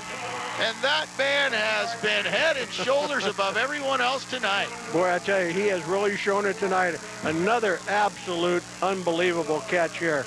How he got behind the defenders. He leaped up between them and pulled that ball. You see the pump fake here by Chrysler. He lets the ball fly. You see him here. He jumps right up on the defenders, right on top of him. He maintains the ball. That's great hands, I'll tell you. Wow. He's had a season's worth of highlight plays in one game. He Just over 2 quarters. Wow. Point after try is up and good by Prather. So SLV comes out of the locker room. They came out late, but not too late as they put up a statement touchdown here to open the 3rd. It's 28-7. And now we know that Coach Morris can make some adjustments at halftime. Boy, that's for sure. You know, they came out a little bit late. They probably took one more breath and said, okay, guys, we got to do it now. We got one of our big guys out of there. We're going to come down there and we're going to storm the field. And they certainly did on that series. That was a great drive, and they ate up the clock pretty well. They kept the ball there for about 8 minutes and about 6 minutes, and really had a nice drive. Well, I know it's far too early to be actually proclaiming a player of the game, but it's going to be tough for someone to take that honor away from Brian Davila. They'll have to pull off some big plays because that man has just been incredible here tonight. Benjamin and Lamelli back deep. Efren Lamelli. The kick by Prather. It's a low squiver, and that'll be Lamelli, I believe, on the right side. He's got a wedge in front of him. Tries to burst up the middle and does. Breaking free and a fumble, but it's picked up and coming out on the left side now. That's number 15, Elkayer Garcia. And that was a bit of a unusual play for Watsonville. That's one of the first ones that bounced the right way for them. You see him taking the ball here. He starts upfield, number 26 there. And you see him hit right here. The ball comes loose now. You see the ball pulled out as he's trying to get him down. The ball rolls out. Number 15 picks it up. That's number 15 is Garcia, and he's tackled. Hargis under center for Watsonville. They give the left side. That's number 40, Santiago Murillo, and he gets a nice gain on first down. It'll be 2nd short. Now, Pat, we've talked about how Watsonville doesn't like to throw. They're down now 28-7 with 8 minutes to go. Does Tannenbaum change the game plan? Boy, I tell you, you got me. You know, some guys are tuned in so well on what they're trying to get accomplished that they don't see any other opening, and it looks like they're just going to keep pounding and pounding it. And a nice run that time by, again, number 40, Santiago Murillo, the senior on senior night. 2 impressive runs. It'll be first down Watsonville into Cougar territory. One thing I noticed on that play, Joel, that the Cougars are standing up and catching the blockers. They're not fighting through the blockers to get to the ball here. You see them come up, and then they're getting stood up and they're getting blocked well. The Wildcats are blocking very well here, taking the easy path and not following through with the tackles. That can come back to bite you. Ball marked at the 47, and why not try it again? Again, it's left side, and again breaking free. It's Murillo, close to the 30-yard line. Another first down. So if it ain't broke, don't fix it, right? That's right. And what did I tell you about the tackling? You saw several tacklers that time trying to bring him down. They just couldn't do it. They don't have their head across the bow and driving through the man. You see here, he's running with the ball. There's one missed tackle. Oh, that was the final tackle. I'm sorry. He throws him out of bounds. And this impressive stretch of runs by Watsonville has forced SLV to call a timeout. So with 7:42 to go third quarter, the Cougars defense on their heels. They certainly have them going there. Number 40 for the Wildcats, Santiago Murrell, he's listed here as an outside linebacker. He's a senior, 5'10", 190 pounds, and boy, he's playing the heck out of that running back slot right now. 3 carries by Murillo have netted 2 first downs. The ball at the 31 now of SLV, so perhaps the offensive fireworks we expected are starting to come alive here. Yeah, that could be it. You know, if they can open the game up with their running game and run inside, run outside, keep them guessing inside, outside, you know, that'll work for you. But, you know, you may have to do some change-ups here and maybe put the ball in the air. Both these teams, as we said, 1 and 2 in virtually every category team-wise. They have the top 2 offenses, top 2 defenses, and Watsonville's offense starting to show why they're so highly ranked. Benjamin now fights his way up the middle. Good gain on first down. He reached about the 25, so it'll be 2nd and 4 upcoming. Nice tackle there by number 2, number 42. I don't have number 2 listed on my program list here. Do you know who that is? For San Lorenzo SLV, Valley? yeah, number 2. I do not have that either, sir. Benjamin up the middle, meets a wall of Cougars that time, so 2nd and 4 becomes 3rd and 5 there.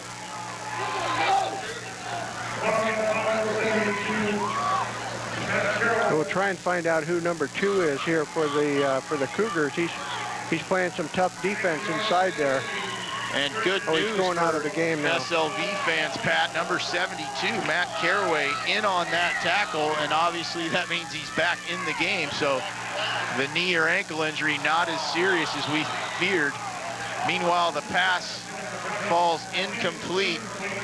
Intended receiver Johnny Martinez, and that'll be 4th and short at the 24. And when you're down 28-7 with 6:40 to go, you got to go for it here. Yeah, you see Hargis here and running to his right, throws the ball. It doesn't quite get there. It's a little bit underthrown, and so the receiver did not have a real good chance to get it.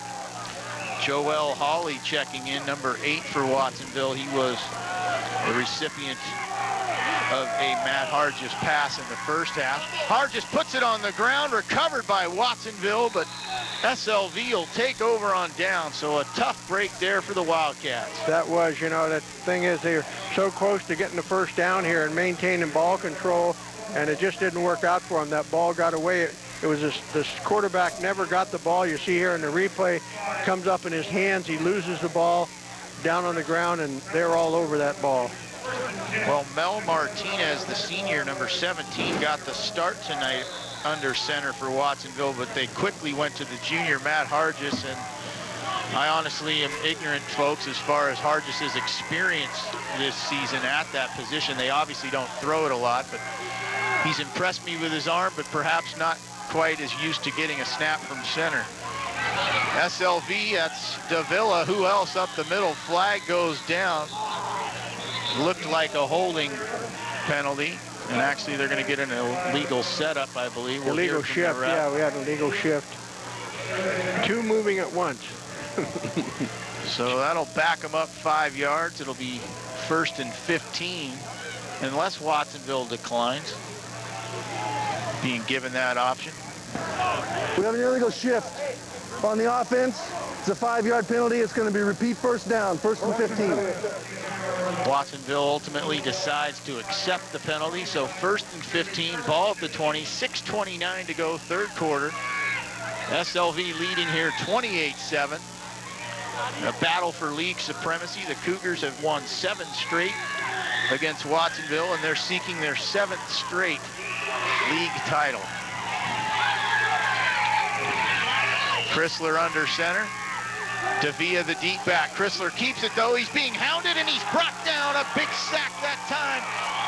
Ball put on the the ground, and the referees took their sweet time making a signal, but I believe they ultimately called him down. It'll be second and a bunch. Yeah, but a big sack nonetheless. It was. That was a big play for him.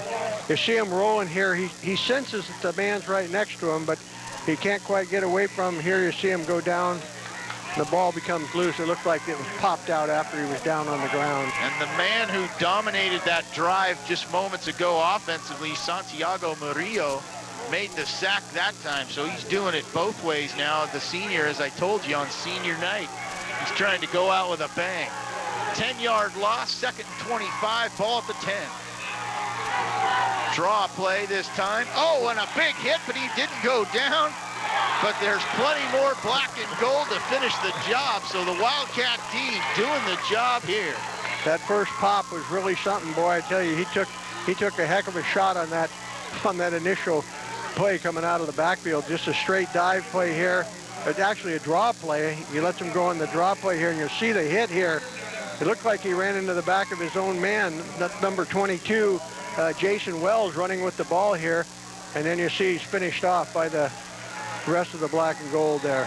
Omar Oliveras, number 76, amongst those Wildcats in on that tackle. So third and 25, ball at the 10.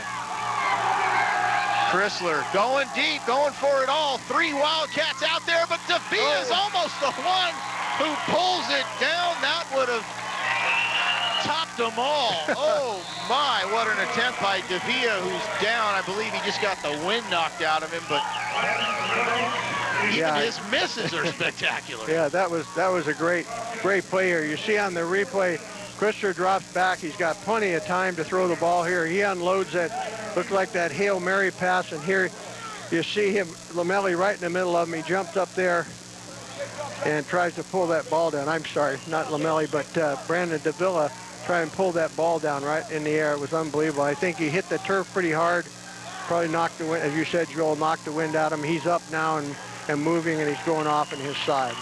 Great job in the truck and by our cameraman, too, to get that play for you. Just beautiful pictures to really appreciate what Brian Davia did there on that play. You can see it visually at home, as the spectators here certainly got to see it before them. Punt situation upcoming now out of this injury timeout. Line of scrimmage, the 10 for SLV, so the Wildcats should get good field position. Joe, I still have the feeling here that the Wildcats are going to come back and do something here. I don't know. I just, for some reason. Javier Ayala, number 31, is back deep for Watsonville, along with Joel Hawley, I believe, number 8. Hawley calling for the fair catch, and he makes it at the 45. So, as we suspected, good field position for Watsonville. 4.5 to go, third quarter. They trail by 21. And I believe we've got a penalty. We have a penalty on the play here. I'm not sure what it was. Our referee, Rudy Berthold, here will let us know in just a second. I think he's giving Watsonville the option. What do you want to do? No. First down. First down. Okay. Sorry, folks. I was a little confused there. Yeah, I don't think Rudy had his microphone on. We didn't pick up what the penalty was on the play, but... it was a roughing the kicker, Pat, which is why I wasn't sure why Watsonville got a first down. If they roughed the kicker. Well, it was 4th and 25. That's why. Yeah. Didn't matter. So, Watsonville ball, 4.5 to go. Great field position for the Wildcats. Quick snap, and the give is to number 40, Murillo. Right side, and another impressive run on first down. Second and short upcoming.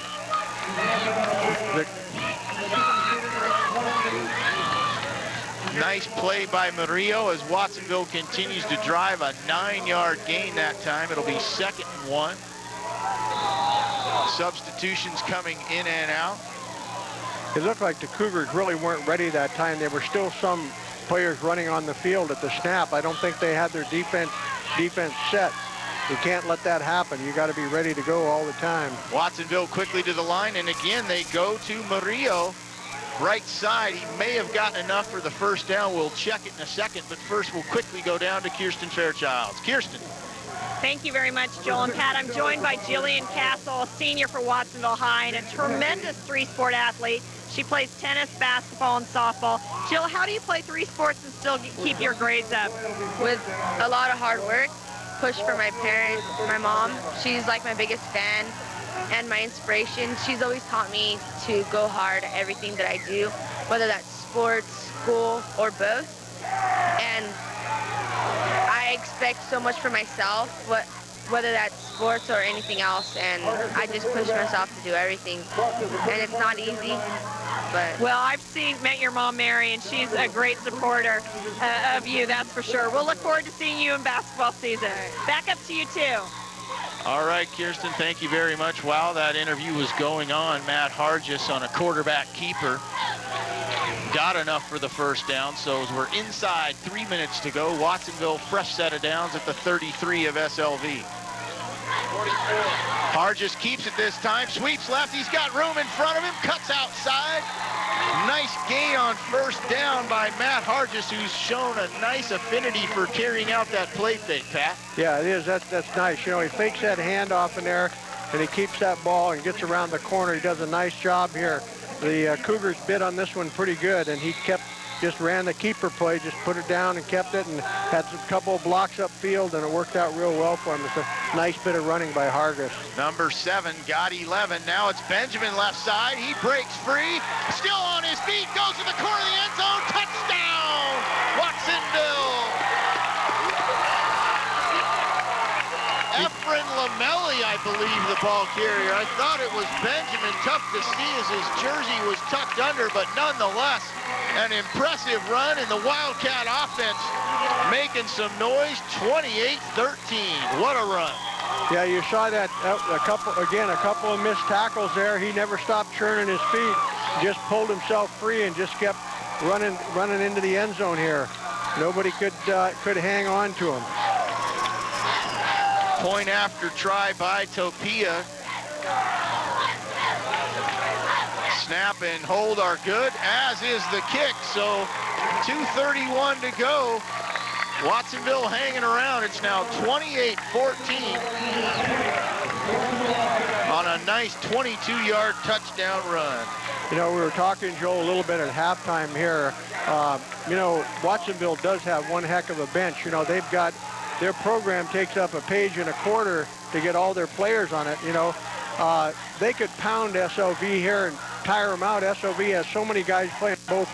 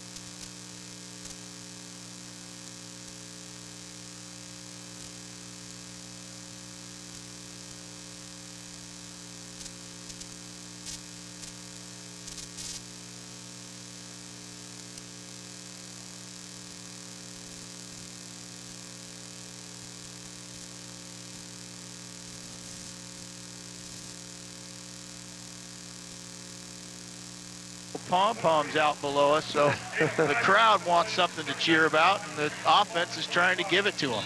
Yeah, they certainly are. You know, they're mixing up the plays good here. Benjamin's come to life. They've passed the ball.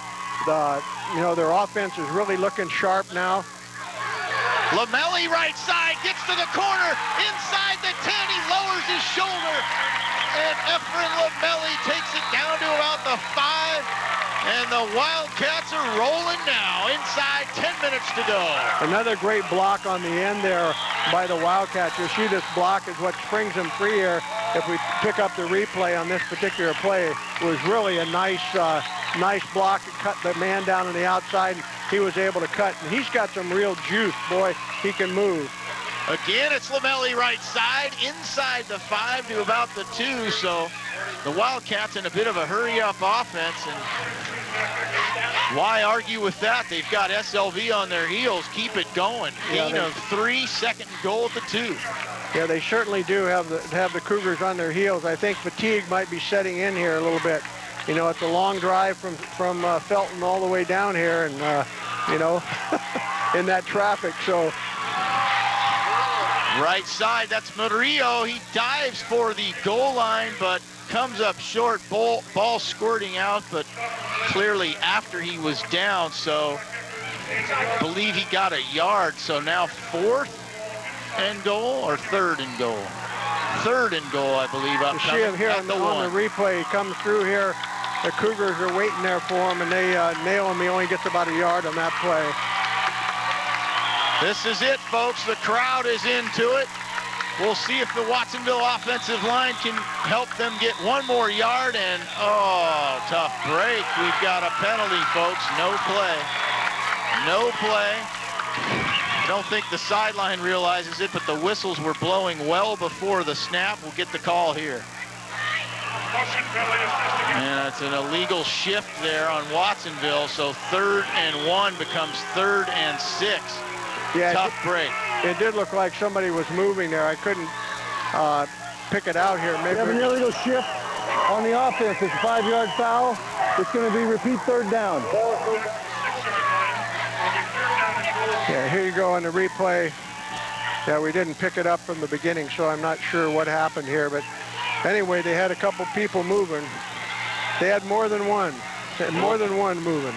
Clearly, Pat, 2-down territory for Watsonville. A field goal does them no good at this point in the game. 3rd and goal, and they lost the ball. Hard just fumbled it, and the Cougars, I believe, have come up with it. We'll wait for an official ruling, and there it is. SLV capitalizing.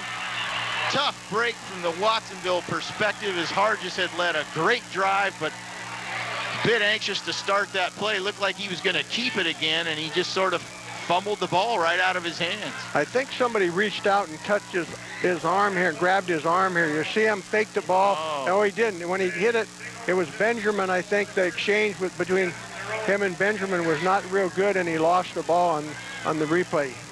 Tried to give it to Benjamin on a fake and then keep it, and as you saw there, Benjamin and Hargis a bit too close, and as a result, turnover. 8:24 to go, and the Cougars look to seal it, and they go to Davila up the middle. Big gain on 1st down. They were pinned at their own 8, but now they have room and momentum. I think what they need to do here now is don't let Watsonville have the ball. I think is what Coach Morris would be saying to these guys now. Let's play ball control football. You see Davila there with a nice run up the middle. This guy, I'm telling you, he's having an all-star night tonight, and you saw him fire right up through there. But, you know, they got to keep the ball on the ground, eat the clock up, and don't let the Wildcats have the ball because the Wildcats are hot. Brian Davila, the dominant player on the field on this night. Big 1st down there. Give this time is to number 43 for the Cougars, and he's got room to the left side. 40, 45, 50, gets a block. Finally cut down inside the 45 by Frias. That was Zach Eckert on the play, and he got some nice blocks in front of him. That was a beautiful block. He had his head right across in front of the receiver here. You see him, number 43, running down the field there. You see the block now come from the corner of your picture here. A beautiful block here where he gets his head right across. There's the block there, right across the head right in front, takes him down, and that opens that play up for number 43, Zach Eckert. Zach Eckert also having a great night tonight. First down, Cougars inside the 45. The give is to Davila. He's got room right side, breaks free. 25, 20, cuts back, gets a block inside the 15, the 10, the 5. Out of bounds inside the 5. What a run by Brian Davila. Man, is he exciting to watch. This guy is unbelievable. I'm telling you, what a night he is having. He must be ready to get ready. You see the replay here. I mean, just what a great play here. You see him break in. He breaks a tackle here. He gets to the outside. You see him juke again here. He's got a great block up in front of him. A blocker running in front of him. Number 30 there is blocking for him. That's Robert Husak blocking for him, and you see him just keep turning on the afterburners. I think he finally fell down from sheer exhaustion. And who can blame him after that run? A 41-yard run unofficially. And wow, that guy has just been a treat to watch. And you look at the stats here, Pat, he's averaging 5 yards a carry, 25 yards a catch. And perhaps the only question, I guess, is why don't you give it to him every play? Yeah, it doesn't seem that way. I mean, they have had a few times where they've held him, you know, but boy, he's just been playing unbelievably, you know, tipping the ball and everything else. We've got a timeout on the field, and I see Kirsten Fairchilds has a guest. Let's quickly go down to Kirsten. Thank you very much, Joel and Pat. I'm joined by Watsonville senior middle blocker Rachel Wood. She plays in the Wildcats volleyball team. Rachel, your season just ended. Tell us a little bit about it. We were a little bit disappointed with the end result, but we had a great season as a team. We got to know each other a lot better. We came really close, and we felt really proud of, we put our foot in the door for Watsonville. You have 6 fellow seniors on the team. What will you remember most about playing with them? I don't know. We just clicked. We had team chemistry. I mean, we all had so much fun together all season long. Well, enjoy the rest of your senior year. Back up to you two. All right, Kirsten, thank you very much. First and goal at the 2 for the Valley. Give us to the up back, and he goes in. Couldn't see the number, but nonetheless, it's a touchdown for the Cougars, 34-14. I think it was Davila. I think it's a straight handoff to Davila. He was getting all the high fives coming out there. I know it's getting kind of hard to tell. You know, we're such a long distance away here. If we can see that on the replay, we can tell for sure. But I think it was Davila that carried the ball in for that touchdown. What a big score that was. That was a huge score. You see it here on the replay. Just a straight dive play here. You see Davila just breaks up through the crease there, and he's into the end zone for 6 points. That was a big play. I think you're going to start seeing some of the non-believers here starting to file out of the stadium here, and you know, I don't know. I think that the Wildcats are certainly not going to give up here. They're going to come back scratching and clawing, try and get back in this game. Prather continues to show off his impressive leg. Another PAT that goes well through the uprights. 35-14 now the score, 7:18 to go. And it was, in fact, Davila, as you saw on that replay. And Pat, I didn't see the number, but if I could have had one guess and guessed Davila, it would have been a good guess the way he's dominated tonight. Yeah, the way he's handling everything. Okay, you see the replay here one more time. You see Chrysler take the ball here, handle off. You see Davila, you see the crease. He just goes right through there. He did a great job of running there. Before I talked about how it may have been premature to name a player of the game in the third quarter, but I'm going to go out on a limb now with 7:18 to go, and we can already warm up the plaque or whatever it is that we give these guys now and engrave the name of Brian Davila on there because, as I've said numerous times, he's just been head and shoulders above the rest of the players on this field tonight. Come on, Joel, don't be a front runner now. Come on, look at some of these other guys. You're right, you're right. 7:18 to go, anything could happen. That's right, we do have a lot of time left here. And a big kick return would help the Watsonville efforts. It's Benjamin and Lamelli back deep. Efren Lamelli. Prather again with a low squib. And it's Efren Lamelli on the carry at about the 5. He waits for his wedge, cuts back, he's got room. Lamelli to the 40, 45, 50, one man to beat. It's Prather who wrestles him down. But just what Watsonville needed, an impressive run back. They've got it inside SLV territory. And that's the thing about that, you know, you get a great run back on that, or you do score on a thing like that, it absolutely is a backbreaker for the other team. That can make so much difference right there in getting, you know, good placement of the ball with 7 minutes to go. And you know, you have the ability and the explosiveness you see here on the replay. You know, I mean, he's got one man between him and the goal line right here. And Prather does a good job of checking his feet here and making a sure tackle on that play.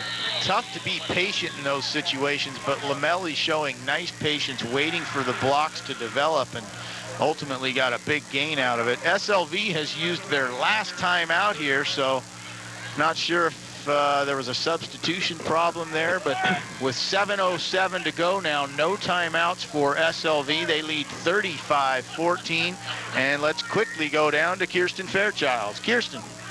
Pat, I am joined by Dana Schlick, a Watsonville senior, another three-sport athlete for the Wildcats. She plays in the volleyball team, an excellent basketball player, and runs track and field. Dana, I asked Jillian Castle, your fellow senior, how she manages to play three sports and keep the grades up. How do you do it? Let's see. I have a lot of fun, and I just do my best at everything that I can do. Well, you do a great job. Now tell us, you're decked out tonight. What were you doing earlier today at halftime? We were doing a parade for homecoming. And you're one of the princesses? Yes. And what did that mean to you? It was fun. I think it meant more to my dad than it meant to me, so it was good to see, like, my parents really proud of me, and it was a good experience. Well, congratulations. As I said to Jill, we'll see you at basketball season. Back up to you. All right, Kirsten, thank you very much. Hargis on the rollout, goes deep. He's got a man out there. Just overthrows the intended receiver, number 8, Joel Hawley, but an impressive arm that time shown off by Hargis. Yeah, he threw the ball up there. He had a nice pass. You see here in the replay, he drops back, rolls. He's under pressure. He's got some guys chasing him here, and he lets that ball fly. I mean, he threw it, you know, 30, 40 yards downfield there. And again, who's the guy covering on that play? Davila. He does it on both sides of the ball. He does indeed, although I think when that ball initially left the hand of Hargis, Hawley had a step on him, but unfortunately just a bit too long, as we said. So yeah. 2nd and 10, exactly 7 minutes to go here. Ball at the 48 of SLV. Lamelli in motion, they go right side, it's picked off by who else? Davila, and he almost cut back to take it to the house, but he slipped down. Benjamin brought him down, but what else can Brian Davila do as he steps in front of the intended receiver for the interception? Yeah, I see Davila's down on the ground there. I think what happened, I think he's got cramps in his legs. I mean, these the poor Cougars here, these guys haven't gotten out of the game. They're playing both sides of the ball the whole darn game. And they're trying to get those cramps, I'm sure, out of his legs now. But what a great play. You see here on the replay, the throw here bounces, looks like it bounces right off the Watsonville player, right into Davila's arms. And, I mean, that guy, anything that's tipped, he's catching it. I wonder if he's a basketball player. Boy, I don't know, but he's sure been impressive tonight on the football field. And, you know, perhaps these Cougars, Pat, they're not used to this cold, dewy weather. You know, they're spoiled up there in the valley with all that heat. Yeah. And reverse effect. You know, a lot of teams go up there and get too hot. They come here and they're too cold. Yeah, that's right. So SLV now with 6:54 to go, forcing some of the Wildcat patrons to head to the exits here as it's a 21-point lead. They have the ball, first down. Give is to Wells right up the gut, and he's thrown for a big loss that time. It'll be 2nd and long. Yeah, there was nothing there at all. You know, they run that straight dive play, and boy, they stopped him cold. And we have Watsonville takes a timeout now. You know, sometimes, you know, this fatigue thing, you know, sets in on people, but then again, you know, guys will suck it up and they'll fight and claw to that last breath, and that's probably what the Cougars are going to end up doing here. Well, Pat, this Watsonville timeout allows us to thank our sponsors once again for the AT&T Game of the Week. First, we thank Scarborough Lumber and Building Supplies, also Whiting's Foods on the Boardwalk, the Spa Fitness Centers, King's Paint and Wallpaper, Aldo's Restaurant, Seacliff Inn Best Western, Bailey Properties, and three you see on your screen there, folks, that's our newest set of sponsors. Outdoor World, Santa Cruz, Nissan. I'm faking and try to shoot it when you still know that defender's right behind you. When he's as possible. So Sean Tenenbaum going to the timeouts here early. 6:44 to go. They have one remaining. 2nd and 11 the situation. Ball on the 49 of Watsonville. So perhaps, Pat, the strategy now we'll start to see is try and strip the ball and get a turnover. Yeah, I could see him trying to do that very well here. Coach Tannenbaum during the timeout was really, you know, talking to his players and encouraging them and saying, come on, guys, we can do this. You know, we've got 7 minutes. Let's play, you know, hard-nosed football here. Chrysler under center. Keeps it on the sweep. Goes right side and gets about 5 yards. But more importantly, from the SLV perspective, the clock winds inside. 6.5 to go. Yeah, that, you know, that Chrysler's been handing the ball off all those times or throwing from that formation or where he's running. That time I think the first time we've seen him throughout the evening carry the ball in the keeper play. You know, he's probably such a valuable guy. If he goes down, I don't know what would happen to the Cougars, but you know, he got a nice gain on that play and got him out of the hole there a little bit. 2nd and 7 upcoming as we approach the 6-minute mark here from a much quieter Geyser Field. Give is to number 45. That's Paul Franzosa, and he rumbles his way close to a first down as they are going to stop it to measure. And at some point, Pat, I think our truck will get a shot of the stands below us as they have emptied considerably. A once full Geyser Field has become half full as fans start to file out here. And there you see it. You see these folks leaving below us, and yeah, all that empty stuff you see below us there, folks, that was not the case 10 minutes ago. Yeah, that was totally filled up. You know, I see these guys displaying a lot of good sportsmanship out here today, Joel, too. That last play, they were all on the ground, lying all over the place, and the Cougars were helping up the Wildcats and vice versa. These guys know that they've been in a real tough, hard-fought ball game. Franzosa got the first down on his last carry, so a fresh set of downs, and he got it again there. Straight up the gut, they'll give him a yard, so 2nd and 9 ball at the 35 now of Watsonville as we approach 5 minutes to go. So, Pat, we're seeing quite a streak being extended here now, my friend. 46 in a row in league, 27 straight in the regular season for SLV. They'll go to 10-0 overall, 6-0 in the league this year. It'll be their 7th straight league title, and I know you've been around this game and this league a lot longer than I have. Have you seen a stretch of dominance that's come close to what we're seeing here? No, I haven't. This is by far the most dominant team that I've ever seen in the SCCAL in my 15 years as commissioner.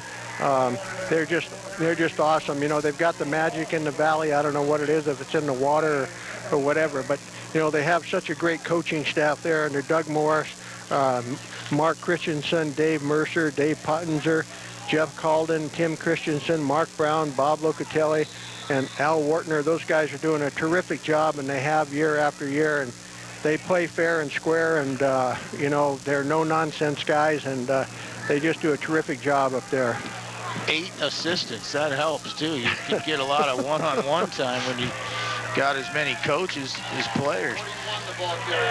Number 41 up the middle that time, that's Michael Branson for SLV. Little to no gain, so that was a 3rd and long play. It'll set up 4th and long, and Watsonville now has used its last timeout with 3:53 to go, so both teams have exhausted their complement of timeouts, so this will be it, and this gives us a chance to once again thank our crew here tonight who helped make this game possible. Great job tonight, guys. Mark Ligon in the truck, our producer and director. John Pirelli, the video engineer. John Boucher on graphics. And our camera people who've given you all those great shots. Woody Carroll, Kerry Rognaby, and Rick Yamada. So great job, guys. It was a big game, and everyone brought their A game from the AT&T crew perspective. They certainly did. These guys do a great job. you know, week after week, no matter what they're shooting, volleyball, baseball, water polo, whatever it may be, they're doing just a great job. So out of this timeout, 4th and 9, the Cougars are punting. And a little pooch kick this time, angled away from the Wildcat receiver and done nicely. I believe that was, yes it was, Waylon Prather doing a nice job, and the special teams downs it inside the 10 at the 7-yard line. So 21 points down, 3:44 to go, no timeouts, and you've got it at your own 7. What are your odds? Your odds aren't too good here. You gotta put it up in the air, I think, here. But you remember, you know, 3 things can happen, and 2 of them are bad. So, you know, it'll be interesting to see what Coach Sean Tannenbaum has up his sleeve tonight in this last 3 minutes. And Pat, we'll have to use these last 3 minutes to figure out, and you may already. There's the old hook and lateral. But the Cougars have sniffed it out, and actually that play was used in the JV game earlier tonight by SLV as the Watsonville junior varsity scored a touchdown in the last minute to take a 7-point lead, and the Cougars had no timeouts and went to the hook and lateral and ultimately got it down to the 30-yard line before coming up short. So great JV game, but that hook and lateral got a first down as well, so successful. But what I wanted to determine, and you may already know it, is what happens now playoff-wise. This puts Aptos in second, assuming they win, so Watsonville has to go for an at-large. Yeah, that's what I think will happen, yeah. Now, with 2 losses, they'll go for an at-large. Now, in the event that SoCal pulls off the upset on Aptos tonight, then it's a tie as we see a breakaway there. Nice job on the run. Boy, I tell you, Joel, you tell me what that play was.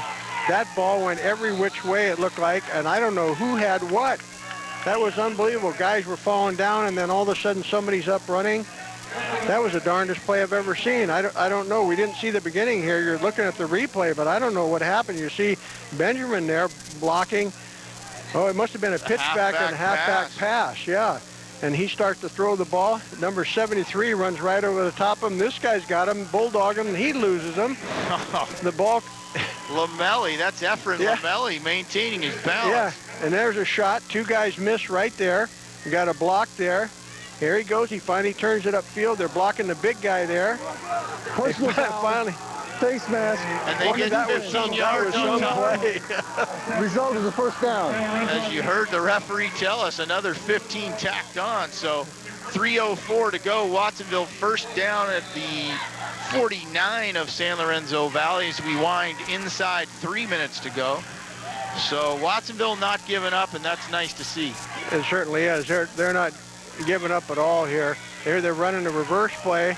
There goes somebody down the sidelines. I don't know who that is. That's number 8, I believe, Hawley. And he's doing a nice job getting outside, inside the 25 to about the 22.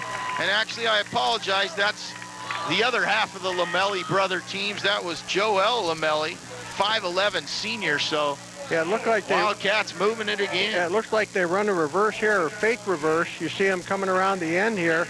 I think that he might have been the motion man coming around. I didn't see what happened at the beginning of the play. And again, missed tackles here by the Cougars, and he's still turning up the field. He's finally brought down. There's a draw play to Benjamin. You better hang on to him because he'll get away from him. There's a tackle by you-know-who, Davila. Who else? Well, Benjamin that time got a short gain on first down. It's 2nd and 8. 2:15 to go here. Ball on the 20-yard line of SLV. So Watsonville looking to make it respectable here. Officials timeout. We lost a shoe here. Benjamin lost a shoe, but is he staying in? Yes, he is. So clock winds again. Matt Hargis under center for Watsonville as they look to make it respectable. Benjamin again up the middle, and he's going to go to the 10, the 5, to the corner, touchdown! Sean Benjamin does it again, adding to his own record for single season scoring. That was his 29th touchdown of the year, and it's 35-20.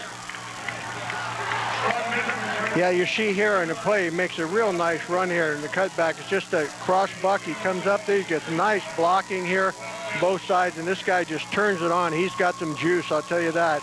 You see him get outside, he got a block out in front of him there, nice block by one of his teammates, and he takes it in there for the 6 point. And Tapia makes it a 7th point, so 35-21 now, 2:03 to go.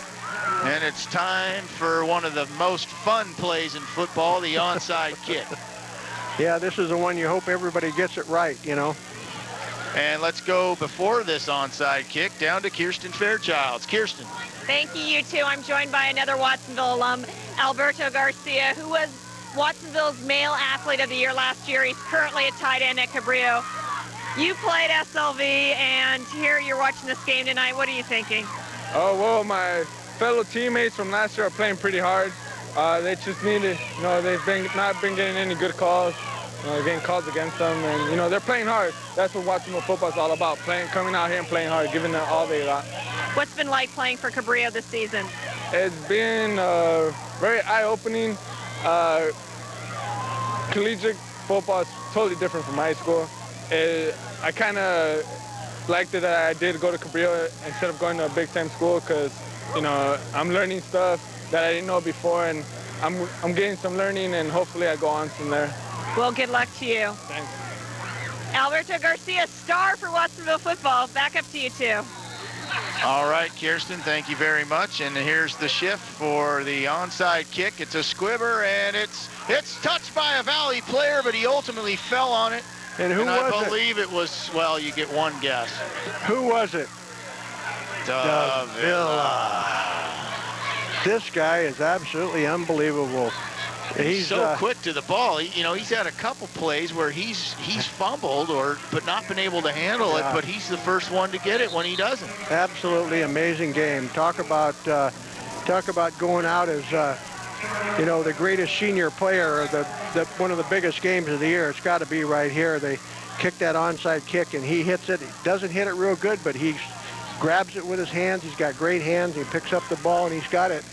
And Tapia did a nice job on that onside kick. He squibbed it well and forced Davila to sort of bobble it, but he had touched it inside 10 yards. Of course, it has to go 10, but he elected to just step up and take it, and ultimately was successful and made the right decision. So 2:03 to go, Cougars by 14. They look to run out the clock here, and number 43 refusing to go down. That's Zach Eckert.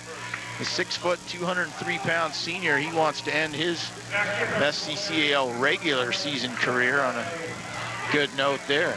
Yeah, and this is where, right here, Joel, we need here. See here in the replay, it's just a regular dive play up there, and he's just hit by a host of Wildcats here, and they take him back and spin him back. They're all on top of him there. Great job by the defense, but now is when the clock management really becomes effective here.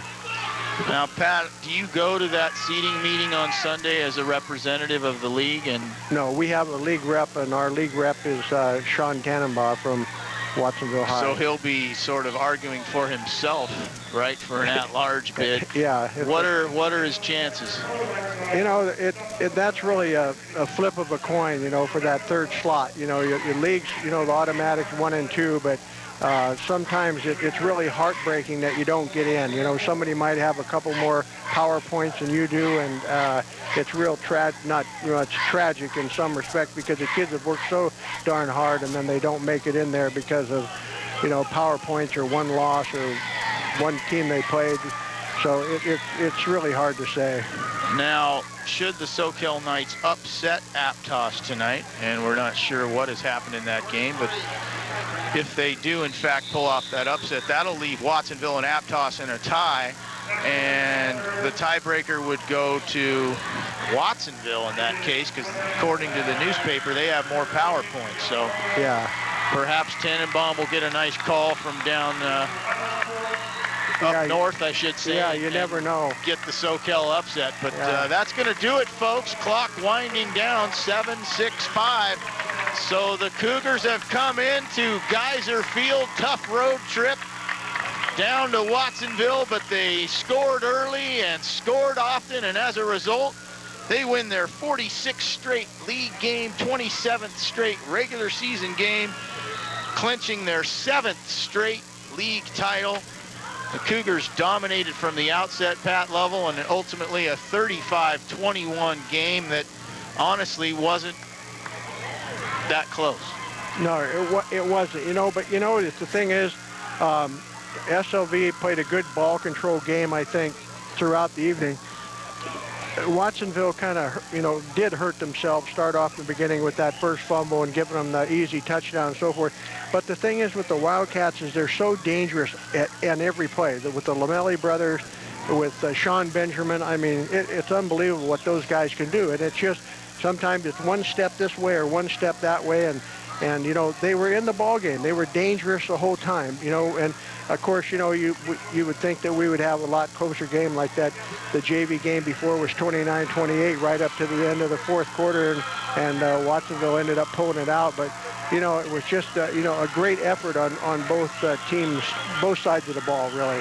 And Pat, we saw there as you were talking the handshakes at midfield, and you talked about it before, the sportsmanship that has existed here tonight. Not a lot of dirty play, if any, really, which is nice to see, and obvious mutual respect on both sides. And Sean Tannenbaum told me, you know, there's a reason SLV's won 45 straight. He obviously respects what Doug Morris is doing, and I know on the other side, SLV knows that Watsonville is always going to play him tough and play him hard to the end, and we saw that again tonight. So nice to see the sportsmanship we've seen here. Yeah, it really was. You know, and throughout the game, you know, they were helping each other up, and they just got Coach Morris with the Gatorade bucket out there, and guess who threw it on him? It wasn't Davila. The only thing he didn't do tonight, and folks, it's pretty obvious if you've been watching this game, you'll know who you're about to see for the Scarborough Lumber player of the game, and it will be Brian Davila. So that's going to do it for now. We'll be back with Brian Davila, our player of the game. But once again, the final score from Geyser Field, SLV 35, Watsonville 21. Back with the player of the game right after this.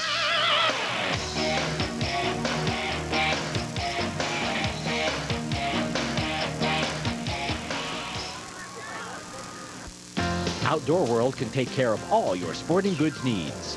In 1978, my three sons and I started Outdoor World at this River Street location with the idea of bringing you a great selection of merchandise at everyday low prices. At all our locations, you'll find great selection and low price. Now you can. Goods needs. Locally owned. Needs at our Santa Cruz, Monterey, or Capitola Superstore. Check our large selection and low prices. You know the Seacliff Inn at Aptos has 140 luxury nights a week. Our team of racing experts takes you inside the garage every weeknight for all the latest news, insights, and analysis on America's #1 and Sunday brunch. And if that's not enough, we also have evening entertainment for all that is NASCAR. Totally NASCAR, weeknights at 6.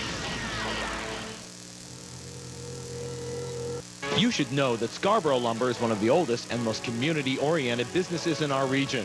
From Pop Warner to the new Scotts Valley Falcons to the San Lorenzo Valley Cougars and Cabrillo College, Scarborough is there providing resources and support. Scarborough Lumber and Building Supply is involved because sports helps develop leadership and responsibility with our young people.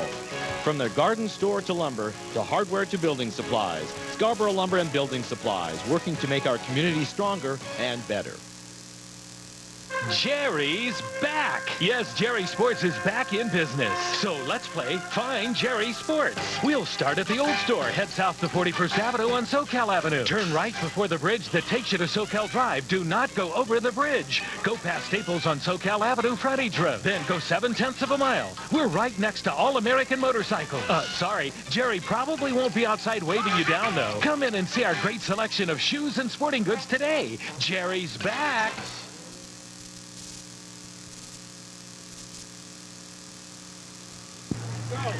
Back at Geyser Field, AT&T Game of the Week, the Cougars have come into this hostile environment and defeated Watsonville 35-21.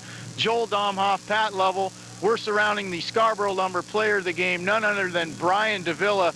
Brian, I don't know where to start. I don't know, was there something you didn't do tonight? It looked like you were everywhere. How's your energy level, I guess, is the first question. Oh, I'm dead tired right now. I'm beat. I don't know. I don't know. I cramped at the end of the game and had to do a duck walk off the field. And it's funny because I made fun of my friend earlier in the season versus Gilroy because he did the exact same duck walk and they made fun of me. So yeah, I'm pretty spent right now. They played hard and they hit hard. And they're a great team. Okay. Brian, you know, I've been a commissioner here for 15 years, and I don't think there's been a greater performance here that I've seen in a player in this league on both sides of the ball. You're absolutely terrific. And what I was wondering is, could you play an overtime period? I don't think so. I mean, I run as hard as I can in practice, and I try to go as hard as I can, but no, I was praying to God that didn't happen. Yeah. One thing I think was a tremendous play for you, one of your biggest ones it had to be tonight, is when you got that onside kick. What was going through your mind? Because you had it and you kind of. Oh, I bobbled. I don't know what it is. But when I was returning punts, their ball is just it's really like rubbery and it bounces.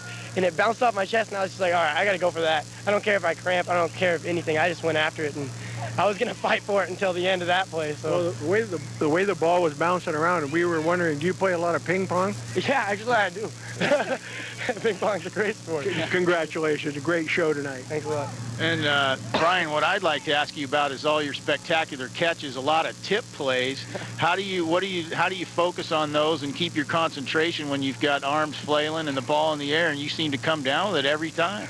I don't know. I just, you know, when I see like a defensive back, look, I mean, it almost turns into like I turn into a defensive back. And if I think they're gonna intercept it, I'm not gonna just go for the catch and they intercept it. I've seen it happen too many times, especially in SLV's past. So I just try to get the ball away from them and try to get it to myself. And you know, I've done it a few times in practice, but I never thought it would actually work. And it actually worked a couple times tonight. Was there one of yours that you remember that was a favorite? Because you had obviously a lot to choose from. Probably the one on the sideline over there because I didn't know I stayed in bounds. Like I caught it and I was like, I looked down and I was like, wow, I'm in bounds. It actually worked.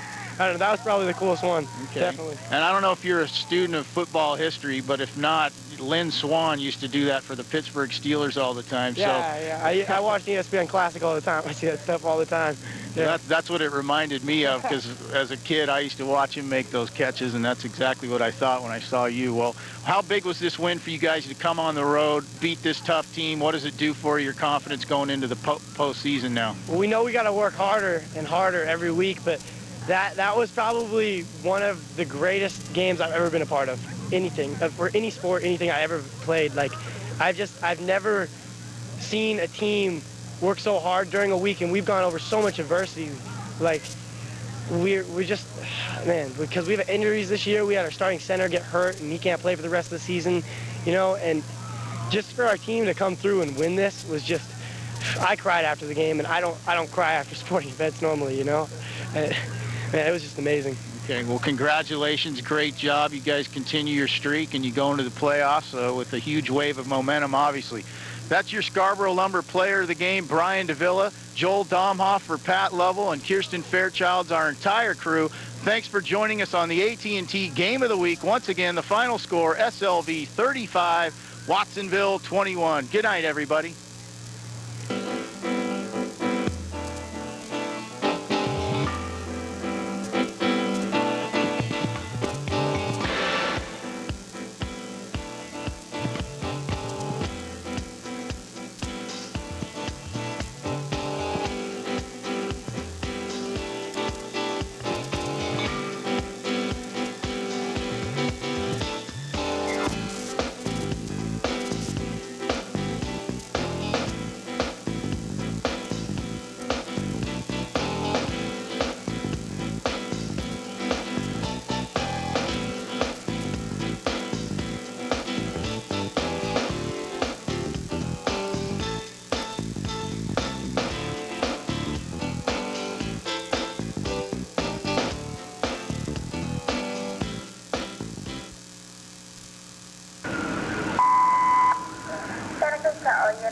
Radio services ended 17:57 hours. All units back to Bliss.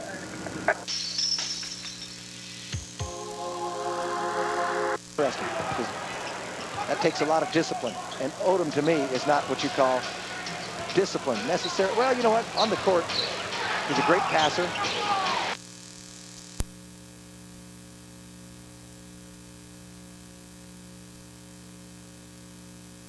Does Sister Marguerite read lips? I mean, here's your sister, the nun, an avid baseball fan. Sometimes she's got to catch some stuff in the dugout, and maybe it's even you, now and then, that's got to make her say, tisk, tisk. Well, when you say suffer much, that looks like something else sometimes, you know. My sister, I can do no wrong in her eyes, and I always feel it's unfair that her school prays for our team only. You know, and it's unfortunate because you know there are some Met fans in there, in her class. It's in Queens, right? It's in Queens. There's So no question. Has to be. But she has really enjoyed this run we've had, as has my sister Ray, because it'll always be, you know, the postman, he needed this autograph or something. They're sort of half apologetic. But this has been another life that I never thought existed coming back here in 1996. When you were 16 years old, playing for the Brooklyn Cadets. Fat kid. Yeah, 5'11" and 240. 240. Your mom liked to say he's just big. Right. Big boned. But you were fat, right? I was fat. How self-conscious were you?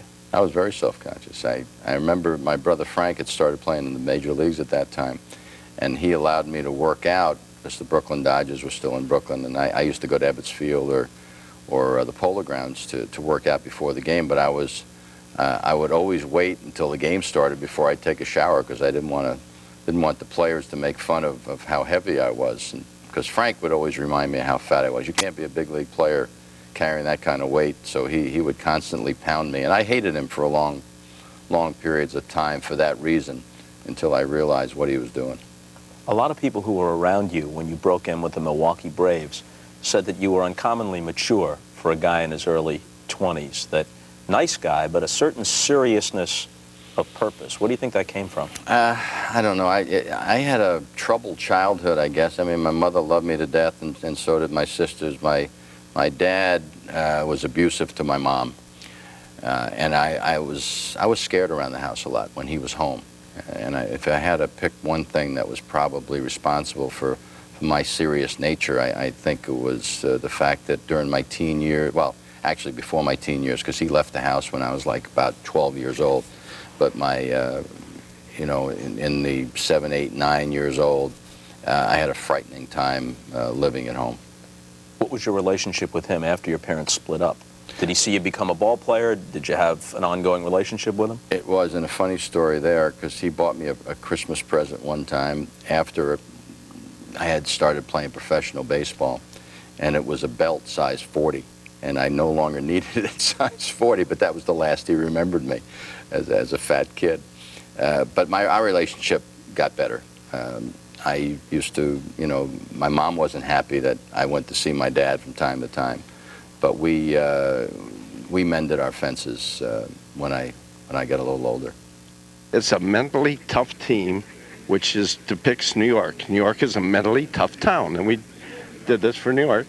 Has Steinbrenner ever called the dugout or the clubhouse and dictated moves, lineup changes? No.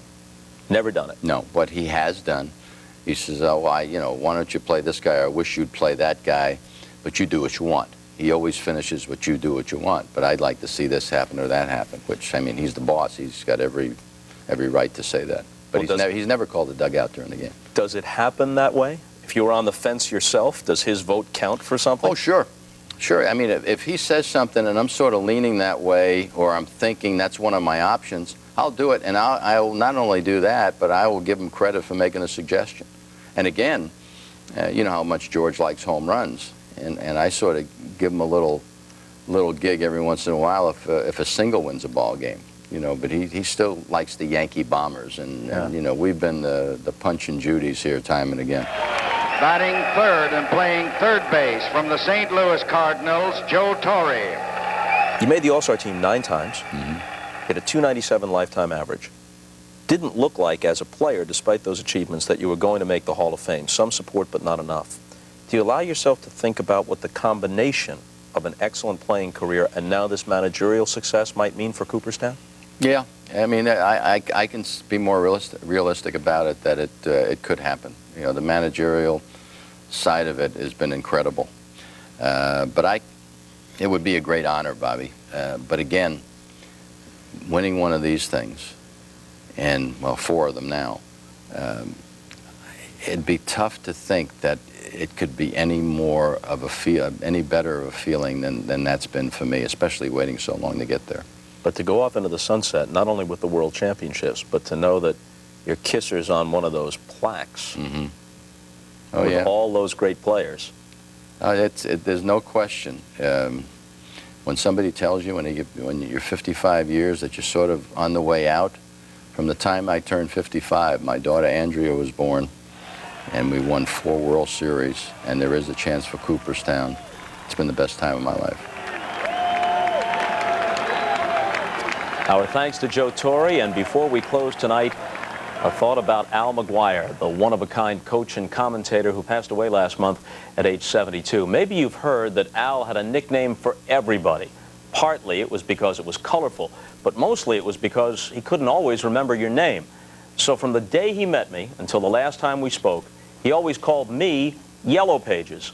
Not as a compliment based on my having stats and info on hand, but instead because he thought I should sit on a stack of phone books in order to broadcast the game. So Al, it's a nice shot, isn't it? Well, it's HBO. Al, wherever you are, I'm thinking of you tonight.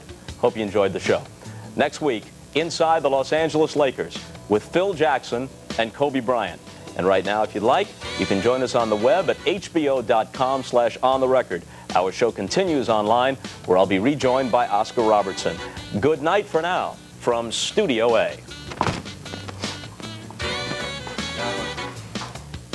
On February 26th, tune in for the next installment of Real Sports with Bryant Gumbel. Among the stories, the NBA's youngest and most controversial owner, Mark Cuban, of the Dallas Mavericks. Also, Vivian Stringer, coach of the Rutgers women's basketball team, who's overcome a string of adversity so long, it almost defies belief. Real Sports, nothing is out of bounds.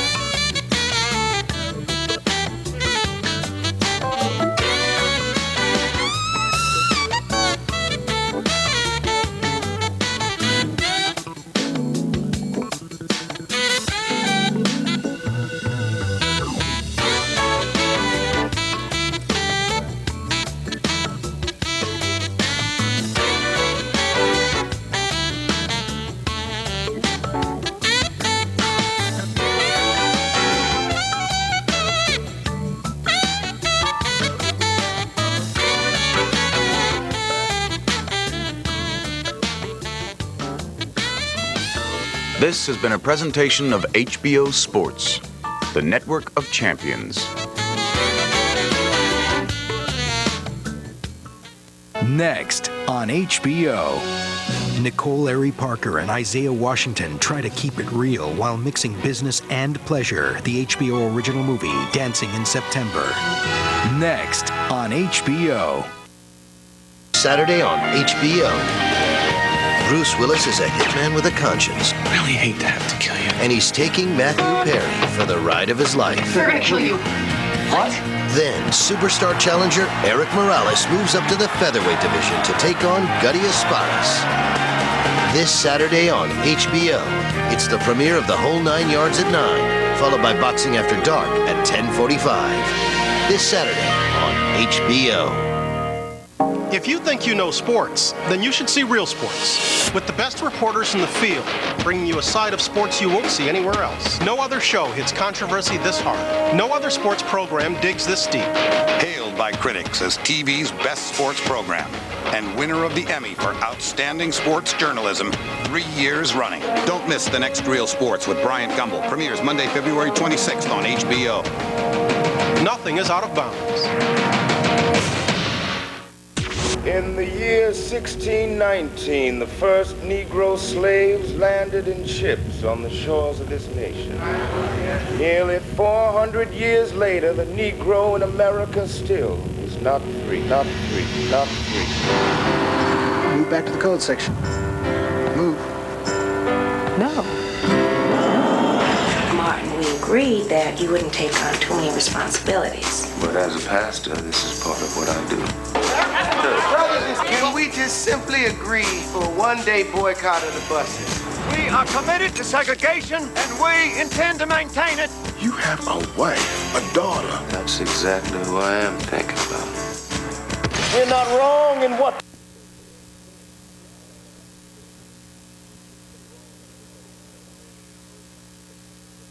Big friendly. See, we're tight here in prison. It's a huge cast. At times there are 85 people here and 35 different speaking parts. When you run the spectrum from like Rita Moreno to Method Man, you know, and everyone in between, then it makes for a really interesting show. How's it feel? How's what feel? Being the one who snitched to the hacks. Hello, HBO. I'm working. I gotta learn lines. We usually get the script about 8 days before we start shooting it. Of course, everybody wants to read the scripts to find out if they're gonna die. On the day of shooting,